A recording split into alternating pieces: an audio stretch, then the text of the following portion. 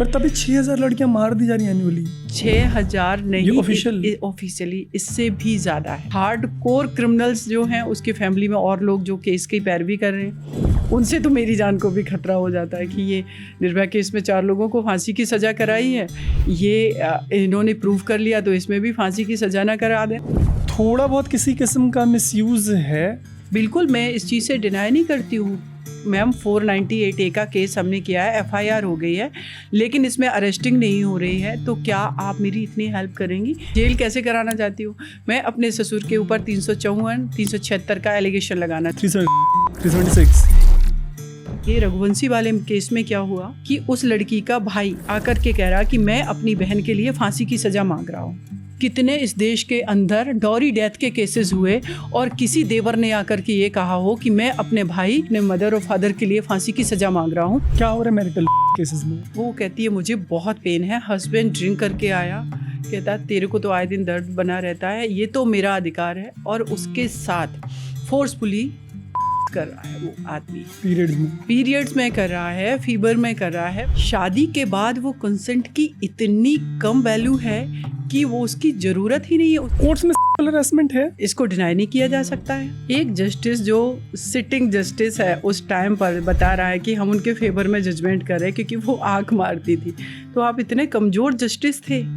एक सिविल जज थी, उन्होंने रेजिग्नेशन दिया, और उन्होंने रेजिग्नेशन इसलिए दिया कि एक उसी कोर्ट के डिस्ट्रिक्ट जज के अगेंस्ट उन्होंने, कोई गुप्ता टाइटल था, एलिगेशन लगाया कि उन्होंने उनका हरासमेंट किया, और वो पहले से कंप्लेन उनके अगेंस्ट उन्होंने कर रखी थी। उसके बावजूद भी उनको हाई कोर्ट मध्य प्रदेश का जस्टिस बनाया गया। लेकिन ये हिस्ट्री है, इसको कोई नहीं मिटा सकता।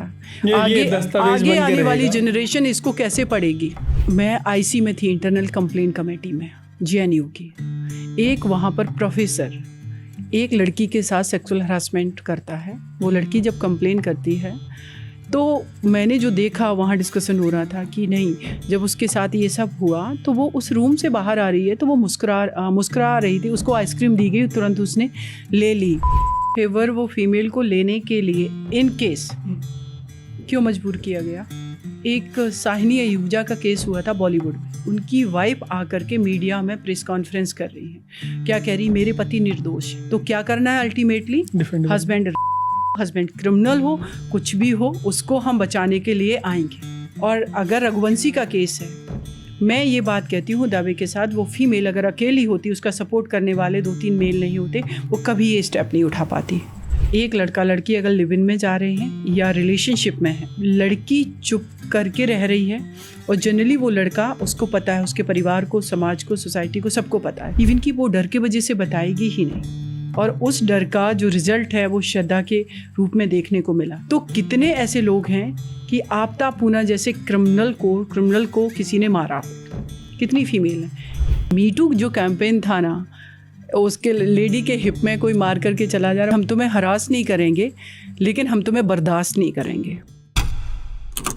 स्विच के साथ सीमा समृद्धि कुशवाहा हैं। सीमा सुप्रीम कोर्ट की लॉयर हैं। क्लेम टू फेम ये है कि इन्होंने निर्भया का केस लड़ा, और तब तक लड़ा जब तक उस मामले में जो कॉन्विक्ट्स थे उनको फांसी नहीं हो गई। उसके अलावा भी इनके पास श्रद्धा वॉकर का जो केस, अगर आपको याद हो, तो वो भी सीमा लड़ रही हैं। ऐसे बड़े सारे केसेस रहे हैं इनके पास।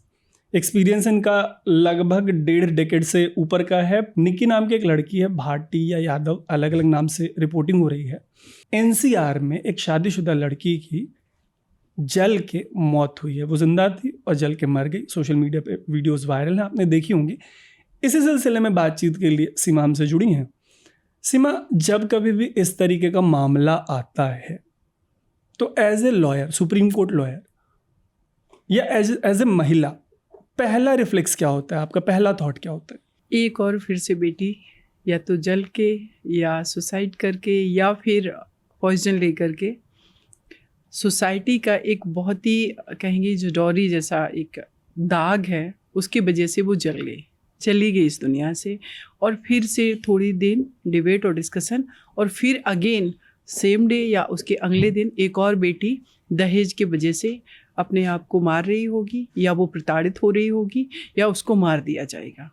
दिमाग में यही थॉट आता है कि ये बुराई आखिर ख़त्म क्यों नहीं हो रही है, इसका एंड क्या होगा, कैसे हमारी बेटियां बचेंगी, और कब हमारी बेटियों को परिवार के अंदर समाज के अंदर, वर्क प्लेस पर वो माहौल दिया जाएगा जिससे वो अपने आप को सेफ, सिक्योर फील कर सकें, आगे बढ़ सकें, काम कर सकें। तो वैसे तो आपसे बात इस पे करनी है कि आप सुप्रीम कोर्ट लॉयर हैं, आपके एक्सपीरियंस में बड़े सारे ऐसे केसेस हैं, मतलब सुप्रीम कोर्ट के जजेस से लेके लोअर कोर्ट तक बड़े सारे ऐसे मामले हैं जहाँ पे ऐसा लगता है कि ठीक है, मतलब कोर्ट के प्रेमाइस में भी महिलाएं सेफ़ नहीं हैं। चलेंगे उधर, लेकिन अभी आपसे जो मेरे को एक चीज़ समझनी थी वो ये कि थोड़ा सा कोर्ट रूम में ले चलिए, और कोर्ट रूम में इस लिहाज से ले चलिए कि जैसे निकी का केस है, शुरू में जब आया कि लड़की को दहेज के लिए ज़िंदा जला दिया, कॉन्फ्लिक्टिंग नैरेटिव्स हैं। अब अरे सिलेंडर फट गया, अरे उसने खुद को खुद ही आग लगा ली, अरे सुसाइड है, अरे इसकी तो भाभी खुद ही पीड़ित है, इसके परिवार वाले तो खुद ही इसको दहेज के लिए मतलब टॉर्चर एक्सप्लॉइट कर रहे हैं। तो ये इस तरीके के निकी के एक आधे 2 4 10 केसेस में होता है, या दहेज का जब मामला धीरे धीरे कोर्ट पहुंचना शुरू होता है तो हर मामले में इस तरीके का स्प्लिट आ जाता है? तरुण जी, अगर निक्की वाले केस की हम बात करें तो ये एलिगेशन कि उसके हस्बैंड ने उसे जला के मार दिया, चलो पार्ट ऑफ ट्रायल है, लेकिन यहाँ पर हर व्यक्ति जीना चाहता है, राइट। अब आप सोचिए कि जो व्यक्ति किसी का कोई मर्डर कर रहा है, किसी ने सडनली गोली मार दी, या कोई एक्सीडेंट हुआ, या उसकी कोई बीमारी से डेथ हो गई, लेकिन इन जनरली सबको क्या लगता है, हेल्थ इश्यूज़ हैं, मैं ठीक हो जाऊं, मैं जीना चाहता हूं। कोई भी व्यक्ति क्यों मरना भी चाहेगा, और वो भी घर के अंदर जहाँ पर शादी करके। आप देखो उसके वीडियोस देखो निकी के, जो सोशल मीडिया पे बहुत पड़े हुए, बहुत अच्छे से अपने आप को तैयार कर रही है, वीडियोस बना रही हैं, सारी चीज़ें। वो लड़की अगर सपोज दैट सुसाइड भी कर रही है तो वो क्यों कर रही है, उसके पीछे कारण क्या है? तो उसके पीछे जो कारण है उस पर मुझे लगता है कि वो बेटी कितनी बार इमोशनली ब्रेकडाउन हुई होगी, कितनी बार वो मेंटली हरास की गई होगी, कितनी बार वो फिजिकली हरास की गई होगी, तब वो इस जाकर के इस रिजल्ट पे, इस सिचुएशन में अपने आप को ले गई कि अब मुझे जीना नहीं है। कभी कभी मुझे लगता है मर्डर से ज़्यादा ये सुसाइड वाले केस ना इंसान को हर दिन मारते हैं, तब वो जाकर के ये स्टेप उठाता है।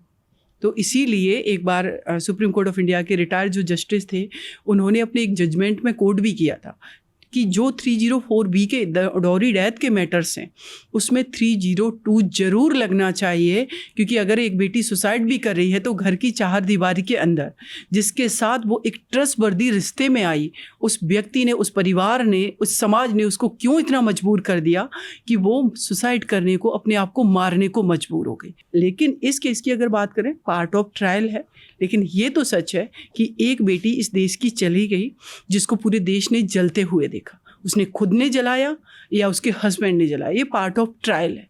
लेकिन जली क्यों है, वो उस बुराई पे बात करनी बहुत ज़रूरी है कि क्यों वो मजबूर हो गई, राइट। तो ये निक्की वाले केस में मुझे यही समझ में आ रहा है, या और भी बहुत सारे केसेस हैं निक्की के अलावा भी। मेरे पास एक केस है state versus Rahul Gautam, Rohini court में ये केस चल रहा है। ओके। एक बेटी की शादी हुई, मात्र 4 महीने हुए, उसके ससुराल वालों ने टाइम टू टाइम उसको 2-3 बार फेस्टिवल के टाइम टॉर्चर किया कि अपने घर से एक बाइक लेकर के आओ, सोने की चेन लेकर के आओ, और आप 50,000 रुपये लेकर के आओ। वो लड़की मना करती रही। वो बेटी अपने पेरेंट्स से बोल रही है, जब उसके हस्बैंड उसको टॉर्चर कर रहे हैं, उसकी मदर इन लॉ, उसके फादर इन लॉ, तो कह रही है कि मम्मी अगर ये मुझे मारने की कोशिश करेंगे तो 10 रुपये किराया लगता है अपने घर आने का, वापस अपने मायके, तो वो मैं 10 रुपये लेकर के ऑटो करके तुरंत भाग के आ जाऊँगी, राइट। उसके बाद उस बेटी का सडनली एक दिन कॉल आता है उसके इन लॉज का और फिर पुलिस का कि आपकी बेटी की डेथ हो गई है। देखा गया, जब घर में गए तो वो लड़की को पंखे में टांगा गया है। बाद में पूरी इन्वेस्टिगेशन कंप्लीट हो गई। मेरे पास जब ये मैटर आया, जब ये कोर्ट में थे, ट्रायल के स्टेज पर मैं पहुंची, और जब मैंने सभी लोगों के स्टेटमेंट पढ़े तो एक लेडी उसमें थी, उन्होंने क्या किया कि उस बेटी के जो ऑर्नामेंट थे वो मर्चरी के बाहर उतारे। उसमें उस बेटी के हाथ में 10 रुपीज़ का जो सिक्का था वो बंद था। अगर उस बेटी ने सुसाइड किया था तो वो सिक्का हाथ में क्यों बंद बना रहा अभी तक? उसके बाद मैंने मल्टीपल एप्लीकेशन लगाए, तब जाकर के उसका जो डायरेक्शन है थोड़ा सा बदला कि ये मैटर 302 मर्डर का भी हो सकता है। वो व्यक्ति जिस लोगों ने मारा, उसके मदर इन लॉ, उसके फादर इन लॉ और उसके हस्बैंड है, वो कम से कम 15-20 लाख रुपए खर्च कर चुके हैं अपने आप को बचाने के लिए, जेल में है। आप सोचिए 50,000 रुपये एक बाइक, एक गोल्ड किचन कितने की होगी? 2-2.5 लाख रुपए मुश्किल की। से। लेकिन उनको डर नहीं है, उनको ये लगता है कि ये जो लड़की है ये पैसे उगाही का माध्यम है, उसके मायके बालों से इसको जितना हम पिंच करेंगे, जितना हम मारेंगे, जितना टॉर्चर करेंगे, ये अपने घर वालों को बोलेगी तो घर वाले कहेंगे नहीं नहीं, मेरी जितनी कैपेसिटी है हम करने की कोशिश करते हैं। और जो लोग मना कर देते हैं तो उनके साथ फिर उनकी बेटियों के साथ ये किया जाता है। अदरवाइज वो बेटियां खुद सुसाइड कर लेती हैं। उनको लगता है मेरे पेरेंट्स हैं, उनके पास पैसा नहीं है, उनकी छोटी सिस्टर है उसकी भी शादी करनी है, तो अगर मेरे फादर इधर मेरी मदर को इतना टॉर्चर किया जा रहा है तो इससे बेटर मैं ही अपने आप को ख़त्म कर लूँ। अब आप सोचिए कि एक इस देश का सिटीजन, वो बेटी जिसके स्कूल भी ड्रॉप करवा दिए गए, कॉलेज भी ड्रॉप करवा दिए। इस लड़की की मैं बात कर रही हूँ, इसने नर्सिंग का कोर्स कर रखा था। इसके ससुराल वालों की पहली कंडीशन थी जॉब नहीं करेगी, जॉब नहीं करेगी, घर में रहेगी। और यही सारे केसेस में अगर वो लड़की कहती कि नहीं आप हमारे साथ क्रूरता कर रहे हैं, मारपीट कर रहे हैं, मैं डाइवोर्स लूँगी और आपसे अलग हो जाऊँगी, तो डिवोर्स रेट बढ़ रहा है इंडिया में। तो डिवोर्स रेट बढ़ रहा है। किसकी वजह से बढ़ रहा है? उस पर जाना तो जरूरी है। आपने एक तरफ विमेन को कह दिया अच्छी एजुकेशन लो, एम्पावर्ड हो जाओ मेंटली, इमोशनली, और आपको थोड़ा हम एक्सपोजर दे रहे हैं, और फिर वो उसका पॉइंट ऑफ व्यू आ रहा है जब, और वो क्लेम कर रही है कि नहीं हम भी ह्यूमन राइट, हम भी ह्यूमन बीइंग हैं, तो आप मुझे थप्पड़ नहीं मार सकते, ये थप्पड़ अब हम आपका एक्सेप्ट नहीं करेंगे। तो कभी कभी मुझे तरुण जी ये महसूस होता है कि जो थप्पड़ एक्सेप्ट करने से उसने मना कर दिया, इससे कभी कभी पुरुष अपने आप को पीड़ित महसूस करते हैं, ईगो पे आ जाती है। आपने रिएक्ट करना क्यों शुरू कर दिया? पीटते हुए हस्बैंड का अगर हाथ पकड़ लिया, तेरी इतनी हिम्मत कि तू मुझे रोकेगी, तो वो फिर अपने आप को पीड़ित दिखाएगा। आप क्यों पीड़ित, जिसको आपने पीड़ित कर रखा था, आज जब उसने खुद उस पीड़ा से अपने आप को बचाने की कोशिश की तो आप कैसे पीड़ित हो गए? फिर ना। तो एक ये बहुत बड़ी डिबेट है, और मुझे लगता है कि इसमें, इन सारी चीज़ों में वो फीमेल तो पीड़ित है, लेकिन फिर वो जब घर टूटता है ना, तो मेल कह रहा है कि मुझे झूठा फंसा दिया गया, ये तो मेरा फंडामेंटल राइट था कि मैं तुम्हारे फादर ने अगर हमें दहेज नहीं दिया मेरे मन के मुताबिक, तो ये बोलना तो मेरा फंडामेंटल राइट था। मेरे पेरेंट्स का ये बोलना कि दावत ठीक नहीं खिलाई गई मुझे, सोने की चैन मुझे थोड़ी पतली दी गई, मुझे जो गाड़ी मांगी थी आपने सेंट्रो दे दी, हमने तो होंडा सिटी मांगी थी, तो इससे वो पीड़ित हो गए अपने आप को। और फिर जब वो बेटी कहती है कि नहीं आप हमें मेंटली इमोशनली टॉर्चर नहीं कर सकते, तो और बहुत बड़ी डिमांड हो जाती है। 498A IPC कहता है फिजिकल, मेंटल, इमोशनल क्रूअलिटी की बात कर रहा है। फिजिकल क्रूअलिटी होगी मारपीट, इमोशनल क्रूअलिटी को एक बेटी कैसे प्रूफ करेगी, मेंटल क्रूअलिटी को कैसे प्रूफ करेगी? एक घर के अंदर उससे कहा जाता है ना कि आप सबूत दो, कहाँ से सबूत लाएगी कि सडनली वो किचन में खड़ी खाना बना रही है और उसकी मदर इन लॉ या उसके हस्बैंड कहते हैं कि तुम्हारे फादर ने तो हमारे साथ बहुत गलत किया, हमें दूसरी जगह शादी होती तो ज़्यादा पैसे मिलते। अब वो बेटी कह रही कि मेरे ऊपर इन्होंने ये सब मुझे कहा जिससे मैं इमोशनली हर्ट हुई। कैसे वो प्रूव करेगी?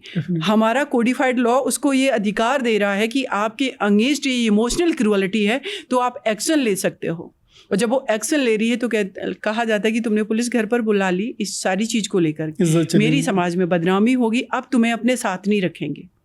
और फिर वो बेटी जिसका कॉलेज ड्रॉप कराया गया, जिसको जॉब नहीं करने दिया गया, वो कहेगी कि आप के अगेंस्ट में लेजिस्लेचर ने एक कानून बनाया जिसको बोलते हैं हम DB एक्ट, मेंटेनेंस एक्ट, आप हमें मेंटेन करो क्योंकि हमने सब कुछ छोड़ करके आपके घर में आए थे। तो कहा जाता है कि फॉल्स केस कर दिया। ये जो एलिमनी वाली डिबेट है, एलिमनी वाली डिबेट है, कंपनसेशन की डिबेट है, मेंटेनेंस की डिबेट है। अगर इस पे हम और आगे बढ़ें, एक बेटी जिसकी शादी हुई, जिसका कॉलेज ड्रॉप करा दिया गया, उसके बाद उसकी जॉब भी छुड़वा दी गई, वो आई शादी के 5, 2, 3, 4 महीने बाद प्रेग्नेंट हो गई, उसका एक बेबी, फिर उस बेबी को मेंटेन वो करेगी, कितने दिनों तक करेगी? 5 साल, 10 साल। उसके लाइफ का जो इनिशियल, जो बहुत ही क्रूसियस, जो बहुत ही इम्पोर्टेंट टाइम था, उसने किसको दिया है? फैमिली। उस बच्चे को मेंटेन करने में, जिसका नाम भी, टाइटल उसके हस्बैंड का है। एक और बेबी हो गया, उसके 10-15 साल इसमें चले गए। हस्बैंड मारता रहा, वो बर्दाश्त करती रही। हस्बैंड टॉर्चर करता रहा, वो बर्दाश्त करती रही। राइट। उसके बाद क्या हुआ कि जब उसने कहा कि नहीं, हम अब आपके साथ नहीं रह सकते, हम अपने बच्चों को लेके अलग होंगे या हम अलग होंगे, तो आप मुझे मेंटेनेंस दो। तो कहा जा रहा है कि नहीं, कि आपको मेंटेनेंस नहीं मिलेगा, क्योंकि आप कैपेबल हो, कमा सकती हो, क्योंकि आपकी क्वालिफिकेशन, आप बीटेक हो या फिर आप बीएड हो या पीजी कर रखी है, तो आप खुद अर्न करो। 15 साल के बाद अगर एक मेल को 4 दीवारी में बंद कर दिया जाए, उसका मोरल डाउन होगा, उसका कॉन्फिडेंस डाउन होगा। और इस अनएम्प्लॉयड वाले एरा में, जहाँ पर इंटेलिजेंट लोगों के लिए भी स्पेस नहीं है, वो फीमेल को कौन जॉब पर रखेगा और वो कहाँ जाएगी? तो उसको फिर मेंटेन कौन करेगा? और एक तरफ हम बात करते हैं कि हमारी फीमेल देश की 50% आबादी इस देश में कंट्रीब्यूट करेंगी और हमारा देश समृद्ध भारत बनेगा। आप पहले उसको एज ए ह्यूमन बीइंग तो ट्रीट करना शुरू करो। फंडामेंटल से ही एग्जैक्टली। राइट टू एम्प्लॉयमेंट उसका फंडामेंटल राइट है। आर्टिकल 19 जो है कॉन्स्टिट्यूशन का, कहता है ना कि सभी के ये फंडामेंटल है। आपने तो उसका राइट छीन लिया अपनी सोशल स्ट्रक्चर के वजह से, और वो तो बर्दाश्त करती आई। ये सोशल स्ट्रक्चर एक फीमेल के वजह से सस्टेन करता हुआ अभी आया, और अब जब आप एम्पावर्ड कर रहे हो तो वो क्लेम कर रही है अपने स्पेस को, अपने राइट को, अपनी वैल्यूज़ को। तो उसको एक मेल को एक्सेप्ट करना चाहिए, ना कि उसको कॉन्फ्लिक्ट बना देना चाहिए, जिससे कि सामाजिक जो ताना बाना है वो भी बिखरने के कगार पे, जो फैमिली जैसा इंस्टीट्यूशन। तो जिम्मेदारी फीमेल की अब कम, मेल की ज़्यादा है। परिवार बहुत कॉम्प्लिकेटेड चीज़ है। हम सबका मतलब मेरे को लगता नहीं किसी का परिवार बहुत इजी है या उसमें कॉम्प्लिकेशन नहीं है। हर जगह थोड़ा तो रहता है। तो ये तो शादी के बाद रहता है, और 2 परिवार जुड़ते हो तो फैल जाता है, बड़ा रहता बन जाता है। तो जब ऐसे केसेस आते होंगे कोर्ट में, ये तो डेथ होगी, भगवान न करे किसी फैमिली में डेथ हो, बट जब ऐसे 2 कपल्स हैं जो सेपरेशन के वर्ज पे हैं, है ना, डाउरी का एलिगेशन लगा, और ये जब कोर्ट में आते हैं, क्या होता है ऐसे केसेस में? किस तरीके के झगड़े देखने को मिलता है? क्या बातचीत होती है दोनों पार्टीज़ के बीच में, हस्बैंड वाइफ के बीच में, ससुराल वालों के बीच में, मायके वालों के बीच में? एक मेरे पास जो केस था, मैं बता रही हूँ, एक लड़की थी डॉक्टर, वो लंदन में थी, लव मैरिज करके गए, इंटरकास्ट उनकी मैरिज थी, लव मैरिज की, और बहुत अच्छा रिश्ता जितना मैंने देखा उन सब का। वहाँ पर दोनों की लड़ाई हुई आपस में, बेटी वापस आई, एम्बेसी के थ्रू उनके फादर ने कंप्लेन की, मेरे पास आए, तो ये सारी चीज़ें उन्होंने बताया कि लड़के ने ये सब किया। मैंने कहा ठीक है, अगर क्या क्या शिकायत होती, क्या क्या किया? शिकायत ये थी, लड़के ने हाथ उठाया, लड़के ने गाली दी, लड़का जॉब नहीं कर रहा है, लड़का लड़की के साथ सपोर्ट नहीं कर रहा है। सबसे ग्रेव एलिगेशंस किस तरीके के होते हैं ऐसे केसेस में? सबसे ग्रेव एलिगेशन, एकदम बिजार एलिगेशन, यार ये क्या बोल रही है, ये क्या बोल रहे हैं? ये मुझे लगता है शुरुआत के बाद, जब शादी होती है तब तो थोड़ा सा ठीक माहौल होता है। उसके बाद मुझे जो समझ में आया कि ये जो एलिगेशन होते हैं ना, ये एलिगेशन नहीं होते हैं, ये शिकायत होती है। कुछ केसेस में क्या है कि वाकई में वो होता है ऐसा कि एलिगेशन सच में होते हैं कि अगर आप थप्पड़ मार रहे हो, लेकिन अब अगर ये शिकवा शिकायत वाली शिकायत, 1 कप चाय बना दो, ठीक है, मेल से कहा मैं क्यों बना दूँ, तू अपने लिए चाय खुद बना, तो वो कहेगी तो मैं क्या नौकरानी हूँ जो तुम्हारे लिए खाना भी बनाती हूँ।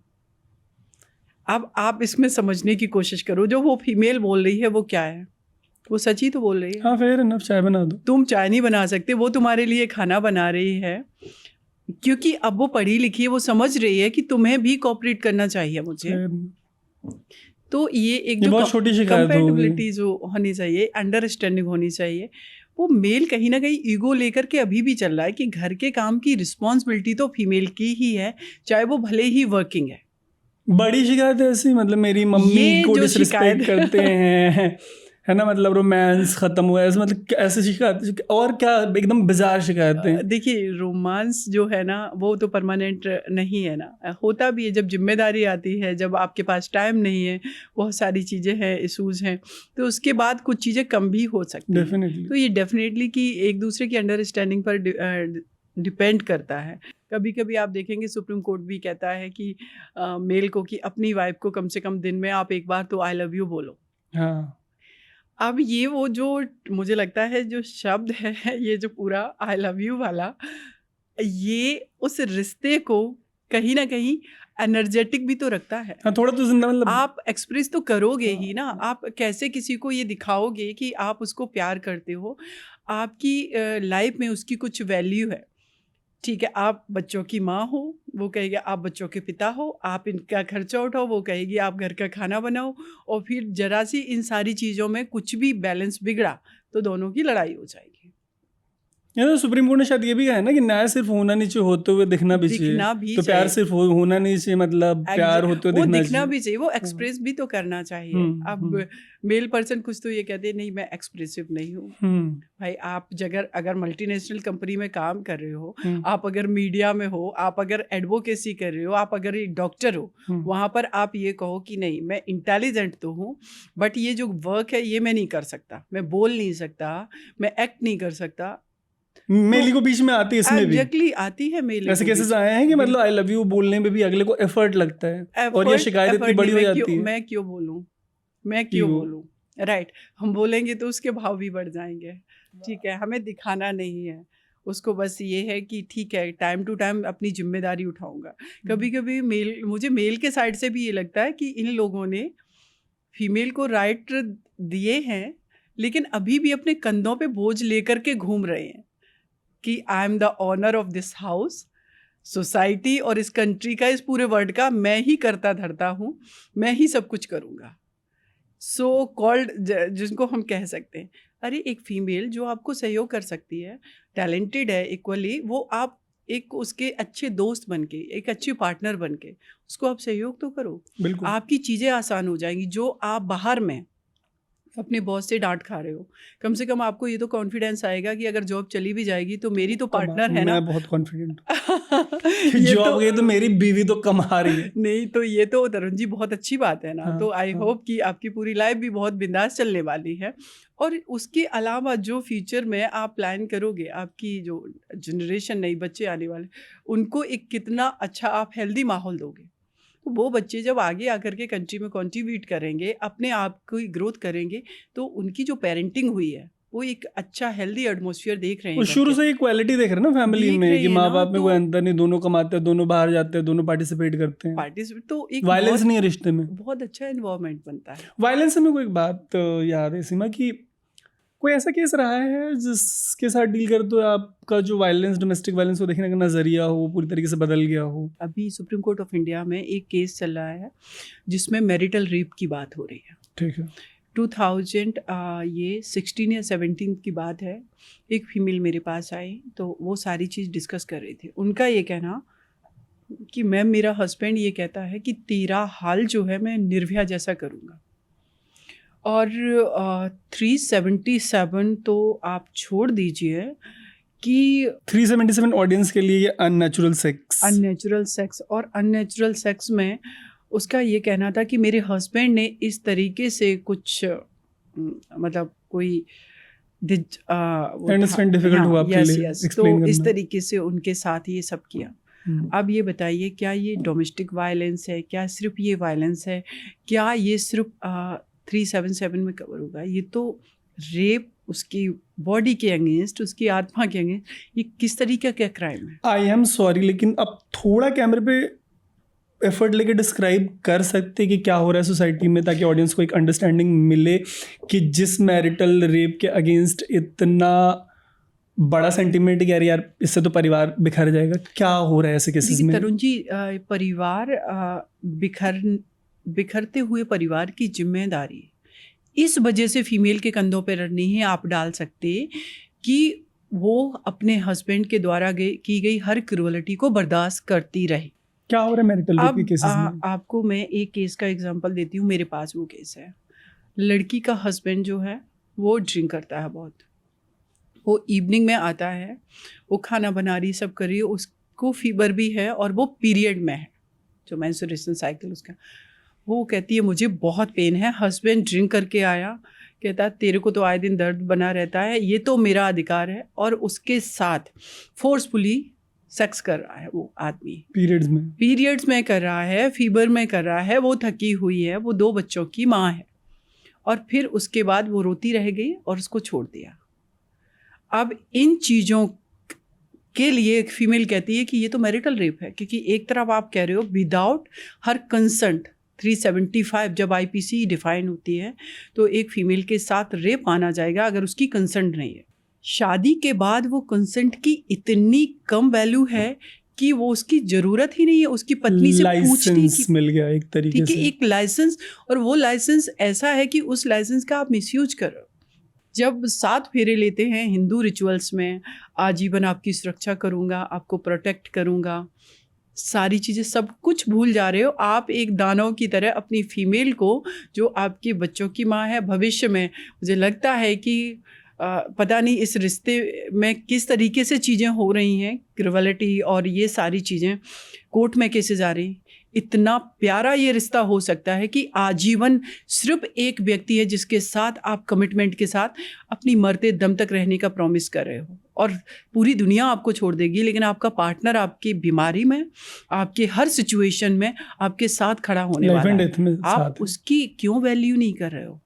और बाद में मैंने बहुत सारे केसेस देखे हैं कि ये होता है आफ्टर मैरिज, थोड़े दिन तक ठीक रहा, फिर उसके बाद बहुत सारे डिस्प्यूट हुए, फिर मेल क्लेम कर रहे हैं या फीमेल भी, आफ्टर 45 हमारा रिश्ता अच्छा हो गया, क्योंकि अब दोनों उस फेज से निकल चुके जहाँ दोनों के ईगो डाउन हो गए हैं, और उसके बाद जा कर के अब उनको लगने लगा कि अब मुझे मेरी वाइफ की ज़रूरत है, क्योंकि अब बच्चे भी उनकी बात नहीं सुन रहे हैं, क्योंकि बच्चों को जो आपने माहौल दिया था उसका निगेटिव इम्पैक्ट उन पर पड़ा है।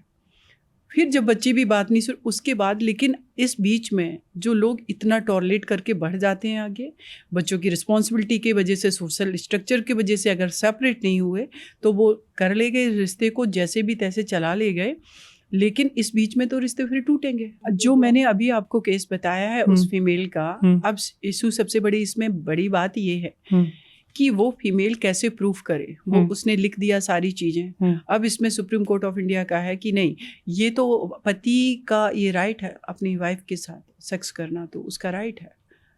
अब वो किस सिचुएशन में, क्या वो फीमेल एक कमरे के अंदर जो उसके साथ क्रूरलिटी की गई वो कैसे प्रूफ करेगी? और अगर वो कर भी रही है तो 370 है जो कि अननेचुरल सेक्स की बात करता है, उसको भी 498A में कवर किया गया कि ये क्रूरलिटी है, ये कोई आपके अगेंस्ट में क्राइम नहीं है, ये रेप नहीं है, इस तरीके से उसको कंसीडर किया जा रहा है। तो आपने फैमिली जैसे इंस्टीट्यूशन को बचाने के लिए एक इंसान के इंडिविजुअल फंडामेंटल राइट को, उसकी डिग्निटी को एक मेल के हाथ में इस तरीके से सौंप दिया है कि वो फीमेल अपनी आवाज़ भी नहीं उठा सकती है। लेकिन वो उसी में से जब वो फीमेल एम्पावर्ड है, फाइनेंशली वो किसी पर डिपेंडेंट नहीं है, सोशली वो स्टैंड ले सकती है, अपने निर्णय खुद ले सकती है, मेंटली स्ट्रांग हो गई है, तो वो कहेगी नहीं हम ये सब टॉलरेट नहीं करेंगे। तो ये कहा जाएगा कि नहीं, चूँकि ये एम्पावर्ड फीमेल हो गई हैं, अपने हस्बैंड के अगेंस्ट इसने ये एलिगेशंस लगाए हैं और ये झूठे केस हो रहे हैं, ये फॉल्स केस हो रहे हैं। यहीं पे ये जो 2 सेक्शंस हैं, मतलब 304B और 498A, एक डाउरी डेथ हो गया पहला वाला, और दूसरे में जो मतलब अरेस्ट हो जाता है डेथ के नहीं होने के बावजूद, कहते हैं इनका मिसयूज़ हो रहा है, क्योंकि मतलब ऐसे भी डेटा है कि 5 में से 1 केस जो है वो out of the court settle हो जा रहा है। रिसेंटली सुप्रीम कोर्ट ने भी बोला इलाहाबाद हाई कोर्ट के जजमेंट को मतलब एक तरीके से वैलिडेट करते हुए कि 498 वाले में तो कम से कम पहले 2 महीने तक किसी तरीके का कोई अरेस्ट नहीं होगा। क्या है मतलब आपके एक्सपीरियंस में रियलिटी क्या है? तरुण जी, इंटरप्रिटेशन लॉ की कर देना बहुत आसान है। ठीक है, हमने एक बना दिया कानून 498A 304B जो डॉरी डेथ का, 498A जो क्रूरता का सेक्शन है, जिसमें फीमेल को ये राइट दिया गया कि उसके अगेंस्ट अगर क्राइम किया गया उसके इन लॉज के द्वारा, उसके हस्बैंड के द्वारा, तो आप इन धाराओं के अंतर्गत आप कंप्लेन कर सकते, राइट। अब इस मैटर में अगर हम पूरे में देखें कि 498A का जो मैटर है कि फॉल्स केस कर दिए गए, 2 चीज़ें। फॉल्स केस आप किसको कह रहे हैं? जो केस कोर्ट में प्रूफ नहीं हो पाए और उस फीमेल ने विड्रॉ कर लिया, वो FIR क्वैश हो गई, उसने विड्रॉ कर लिया या तो केस, उसको आप झूठा केस कह रहे हैं। और वो डिसाइड हुआ एक सेटलमेंट पर जाकर के, जिसमें उस फीमेल को 10 लाख, 15 लाख, 5 लाख या अकॉर्डिंग टू कि उनका मतलब क्या उनकी स्टैंडर्ड है, उनका लिविंग स्टैंडर्ड, उसके हिसाब से पैसे डिसाइड हुए और उनको दे दिए गए। ठीक है। इन बिटवीन आप एक चीज़ देखेंगे, एक फीमेल को थप्पड़ मारा गया, ये उसके अगेंस्ट क्रूरता थी। हाँ बिल्कुल। उसने कंप्लेन की। कंप्लेन वो जब की, वो 3 महीने तक, एक और चीज़ मैं आपको क्लियर करना चाहती हूँ कि ये 498A के जो केसेस हैं, ये डायरेक्टली कोर्ट में डायरेक्टली थाने में FIR नहीं होती है। अच्छा। CAW सेल है, विमेन सेल जिसको बोलते हैं, वहाँ पर पहले कंप्लेन देनी है। इन लॉज की फैमिली को, आपके हस्बैंड को बुलाया जाएगा और वहाँ पर कम से कम 3-4 सेशंस काउंसलिंग होती है, दोनों की समझाया जाता है, पूछा जाता है कि बेसिकली इशूज आप लोगों के बीच हैं क्या, उनको सॉर्ट आउट क्या किया जा सकता है। जब वो फीमेल कहती है कि हम रहने को तैयार हैं, ये अपना नेचर बदले, ये बच्चों को पीटना बंद करें, मेरे पर हाथ उठाना बंद करें, या मुझे मेंटेनेंस देना शुरू करें। मतलब ये सारी बातें होती है कि वायलेंस बंद करे, सब तो मैं कुछ होती तैयार है, हुआ। वायलेंस बंद करें, जबकि वो पिट चुकी है, फिर भी कह रही है कि नहीं वायलेंस बंद करें तो हम इस रिश्ते में कंटिन्यू रहेंगे। वो कहता है कि हाँ ठीक, आप आ जाओ। पता चला वो लेकर के गया, फिर उसने पीटा, जो साइकिल वो चलेगा। बट इसमें जो एक चीज़, मैं सॉरी मैं इंटरप्ट करूँ, इसमें एक चीज़ जो आती है, जो इसके क्रिटिक हैं, वो कहते हैं कि जब दहेज का केस होता है तो पूरी फैमिली को उसमें नामजद करवा देते हैं। आगे मैं आती हूँ कि तरुण जी, उसके बाद जो क्या, वहाँ पे रिलेटिव रह नहीं रहा, मतलब हो सकता है कि बिहार के किसी ज़िले में कोई घटना हुई हो, दिल्ली में कोई रह रहा है, उस रिलेटिव को भी उसमें नामजद करा दिया, विदेश में कोई रह रहा है उसका नाम डलवा दिया FIR में। 2 चीज़ें हैं उसमें प्रॉपर्टी वाली बात आती है, एलमनी वाली, जो क्रिटिक्स हैं, मतलब जो क्रिटिक्स हैं, हमारी कोर्ट ने इंटरप्रिटेशन ये कर दिया है कि जो बाहर रह रहा है उसको भी फॉल्सली इम्प्लीकेट कर दिया है। लेकिन मैंने ये भी देखा है, हम और आप सभी लोग इस समाज का पार्ट है। मैरिज के टाइम पर आप देखेंगे सभी रिलेटिव्स आए हुए हैं, उसके बाद भी कुछ दिन रुके हुए हैं। एक फीमेल जो न्यूली वेडेड वाइफ, वो घर पर आकर के जब आई है, इसके फादर ने, सिस्टर इन लॉ है, वो भी बोलने लगते हैं कि तुम्हारे पिताजी ने ना ठीक से जो साड़ी दी है हमें, उसके रूप में कि सारी बहनों के लिए भी कपड़े आएंगे, उनको भी ज्वेलरी दी जाएगी, ये अच्छी नहीं है, ठीक नहीं है। या कोई घर में डिस्प्यूट हुआ, वो अगर रह रही है किसी और जगह पर, अपने ससुराल में फ़ोन करेंगी, मम्मी भाभी को थोड़ा सा ठीक से कंट्रोल में रखना, भाई तू ज़्यादा छूट मत देना। वो सुन रही है कि अरे है, हम तो अपना पूरा घर, बचपन से जिस घर में हमने 25-30 साल बिताए, उस सबको आपने हमसे छीन लिया। एक नया घर हमें मिला है जिसमें हम आजीवन रहना चाहते हैं, और उस घर में उस लड़की को आप क्या दे रहे हो? सुबह कितने टाइम उठी है, आपने ठीक से खाना नहीं बनाया, पल्लू ठीक से नहीं किया, ससुर का रिस्पेक्ट क्यों नहीं किया, उनसे आपने लाउडली बात कैसे कर दी, इन सारी चीज़ों से उसको आप जज करने लगे। और मुझे कभी कभी लगता है कि वो फीमेल भी जज कर रही हैं, जो मदर इन लॉ, जो सिस्टर इन लॉ के रूप में है, उनको भी तो ये समझना चाहिए कि आपको एक फीमेल को कैसे कोऑपरेट करना, बशर्ते उसको सप्रेस करने की जगह। अब वो क्या करेगी, जब ये कंप्लेन करेगी, कहेगी इन सब लोगों ने हमें बोला है, और आपका कोडिफाइड लॉ 498 ये कह रहा है कि मेंटल इमोशनल क्रूअल्टी, तो उसका तो पार्टिसिपेशन तो आप लोगों का भी है उसमें इक्वली, चाहे आप भले अपने ससुराल में बैठी हो। ये ज़रूरी थोड़ी कि राइट टू रिजाइड जो है, एक फीमेल उस घर में रह रही हो, उसमें ननद भी रहे, सास भी रहे, तभी क्रूअल्टी, मेंटल और इमोशनल क्रूअल्टी के लिए ज़रूरी नहीं है कि फिजिकल प्रेजेंस आपकी हो। राइट, अब सुप्रीम कोर्ट इंटरप्रिटेट कैसे करा, आपने मदर इन लोगों को फंसा दिया, वो तो कहीं और रह रहे, वो 4 दिन के लिए अगर घर पर आ रहे तो उस 4 दिन में भी उस फीमेल की लाइफ को नरक बना करके चले जा रहे हैं, और ये रियलिटी है, इसको हम एक्सेप्ट नहीं करना चाहते। पता नहीं सास ससुर होने पर क्या ऐसा आपको चाहिए अपने बच्चों से, जबकि उनकी खुशी आपके लिए मैटर करे। सबसे बड़ी चीज़ आप तो साइड हो जाएं, उनको ब्लेसिंग्स दें, उनको सपोर्ट करें, उनसे पूछें कि कोई परेशानी तो नहीं है। आप देखिए वो फैमिली, वो फीमेल और वो आपका बेटा और उनकी फैमिली भी आपका बहुत रिस्पेक्ट करेगी। और बुढ़ापे पर जो ये कहा जाता है कि केयर नहीं कर रहे, मुझे लगता है आप अगर उन बच्चों को स्पेस देंगे, उनको प्यार करेंगे, तो वो आखिरी दम तक आपका साथ। मेरे को तो इन दोनों ये भी लगता है कि अभी जो लोग बाहर रहने लग गए एक पॉइंट ऑफ टाइम के बाद, छोटे छोटे शहरों से जो लोग उठ के आए हैं, वो जो बाहर रहने लग गए, तो उनके तो अपने मॉम डैड आते हैं, तो उनकी ऐसी तैसी हो जाती है कि यार अभी मम्मी आ रही है, ये चीज़ हटानी पड़ेगी, ये मैनेज करना पड़ेगा, लड़का हो या लड़की। तो ये एक जो लड़की पूरा अपना संसार छोड़ के आई है, तो उसके साथ आप जो कह रही हैं बिल्कुल होता होगा, बट थोड़ा बहुत किसी किस्म का मिसयूज़ है। बिल्कुल, मैं इस चीज़ से डिनाई नहीं करती हूँ, फॉल्स केसेस भी होते हैं मेरे पास। मैं आपको एक एग्जांपल देती हूँ। एक फ़ीमेल वो आई, उनका ये कहना है कि मैम 498A का केस हमने किया है, FIR हो गई है, लेकिन इसमें अरेस्टिंग नहीं हो रही है, तो क्या आप मेरी इतनी हेल्प करेंगी कि इन लोगों की गिरफ्तारी हो जाए? मैंने कहा वो कैसे? ये तो स्टेट ऑफ जो बिहार का केस है, अर्निस वर्सेस स्टेट ऑफ बिहार, उसमें तो सुप्रीम कोर्ट ऑफ इंडिया की डायरेक्शंस हैं कि इसमें अरेस्टिंग नहीं होगी, आप इसमें 41 का नोटिस देंगे, पार्टी को बुलाएंगे, पूछताछ करेंगे, इन्वेस्टिगेट करेंगे। तो उसका कहना है कि नहीं, मैं इनको जेल कराना चाहती हूँ, झूठे केस में फंसा दूँ। अब जेल कैसे कराना चाहती हूँ? मैं अपने ससुर के ऊपर 354, 376 का एलिगेशन लगाना चाहती हूँ, रेप 376। मैंने इनसे कहा कि आप वाह। यहाँ से भाग लो, क्योंकि सबसे बड़ी बात यह है तरुण जी कि जो फीमेल एक्चुअल में सदियों से जिनको सप्रेस किया गया है, जिनके राइट का वायलेशन हुआ है, जिनके अगेंस्ट क्रूअलिटी हुई है, उनकी लड़ाई फेयर लड़ाई होनी चाहिए। हम अगर विक्टिम हैं तो हम किसी और के अगेंस्ट क्राइम करके अपने आप को विक्टिम नहीं साबित करेंगे। ये सोशल स्ट्रक्चर में जो भी लिटरेट है वो हर चीज़ को समझ रहा है कि वाकई में कहाँ कहाँ समस्या है और इसको दूर करना चाहिए। हमारा लेजिस्लेचर जो है वो कानून क्यों बना रहा है? उसने 498A क्यों बनाया? ये 498A IPC 1860 का नहीं, ये बाद में ऐड किया गया है सेक्शन। अगर वो डोमेस्टिक वायलेंस 2005 में आ रहा है तो क्यों आ रहा है? क्योंकि जो पार्लियामेंट में लोग बैठे हैं जिनका अपना पूरा रिसर्च है कि फ़ीमेल भी इस देश का हिस्सा हैं, अगर इनको और टाइम तक सप्रेस किया गया तो इंटरनेशनली भी हमें दूसरी कंट्री भी तो हमारी कॉम्पिटिटर हैं, उन्होंने अपनी फ़ीमेल को वो राइट दे दिए तो वो इक्वली कंट्रीब्यूट कर रही हैं, देश के सपोर्ट कर रही है, इकोनॉमी में, उनके पार्लियामेंट में, हर जगह पर।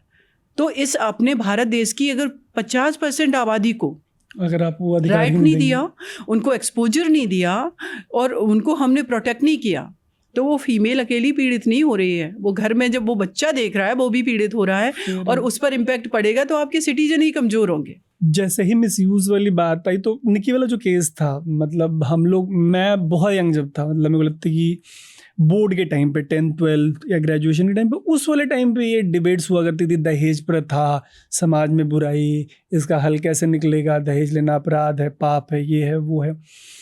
पिछले 10-12-15 साल में कम से कम क्राइम अगेंस्ट वुमेन में जो दहेज वाली जो डिबेट है, या तो वो मतलब पूरी तरीके से बाहर हो गई है या मे बी मैं उस डिबेट का पार्ट नहीं रहा। लेकिन निकी वाले केस के बाद जैसे ही मैंने ये डेटा देखा NCRB का, तो ऑन एन एवरेज 6000 महिलाएं मार दी जा रही हैं। ये NCRB का डेटा, तो विच मीन्स 6000 अगर NCRB कह रहा तो उससे थोड़ा या बहुत ज़्यादा होगा। थोड़ा नहीं तरुण जी, 50% तो नहीं है केस रजिस्टर्ड, 50%, और ये रियलिटी है। अभी निक्की वाले केस में मैंने जो देखा कि एक सेकंड सवाल कंप्लीट कर लूँ कि, और दिल्ली में 100 से ऊपर केसेस है, दिल्ली NCRB नहीं, दिल्ली में 100 से ऊपर केसेस हैं। थोड़ा बैफलिंग है कि अभी भी हो रही हैं ये। एक तो ये डेटा कितना सही है ये आप बताएंगी, प्लस जिस आदमी की अंडरस्टैंडिंग है कि यार दहेज ले दे भी रहे होंगे अगर, तो कम से कम इससे रिलेटेड हत्याएं बंद हो गई होंगी, वायलेंस बंद हो गया होगा, वो आदमी सही समझ रहा है या बिल्कुल ही किसी और दुनिया गफलत में है?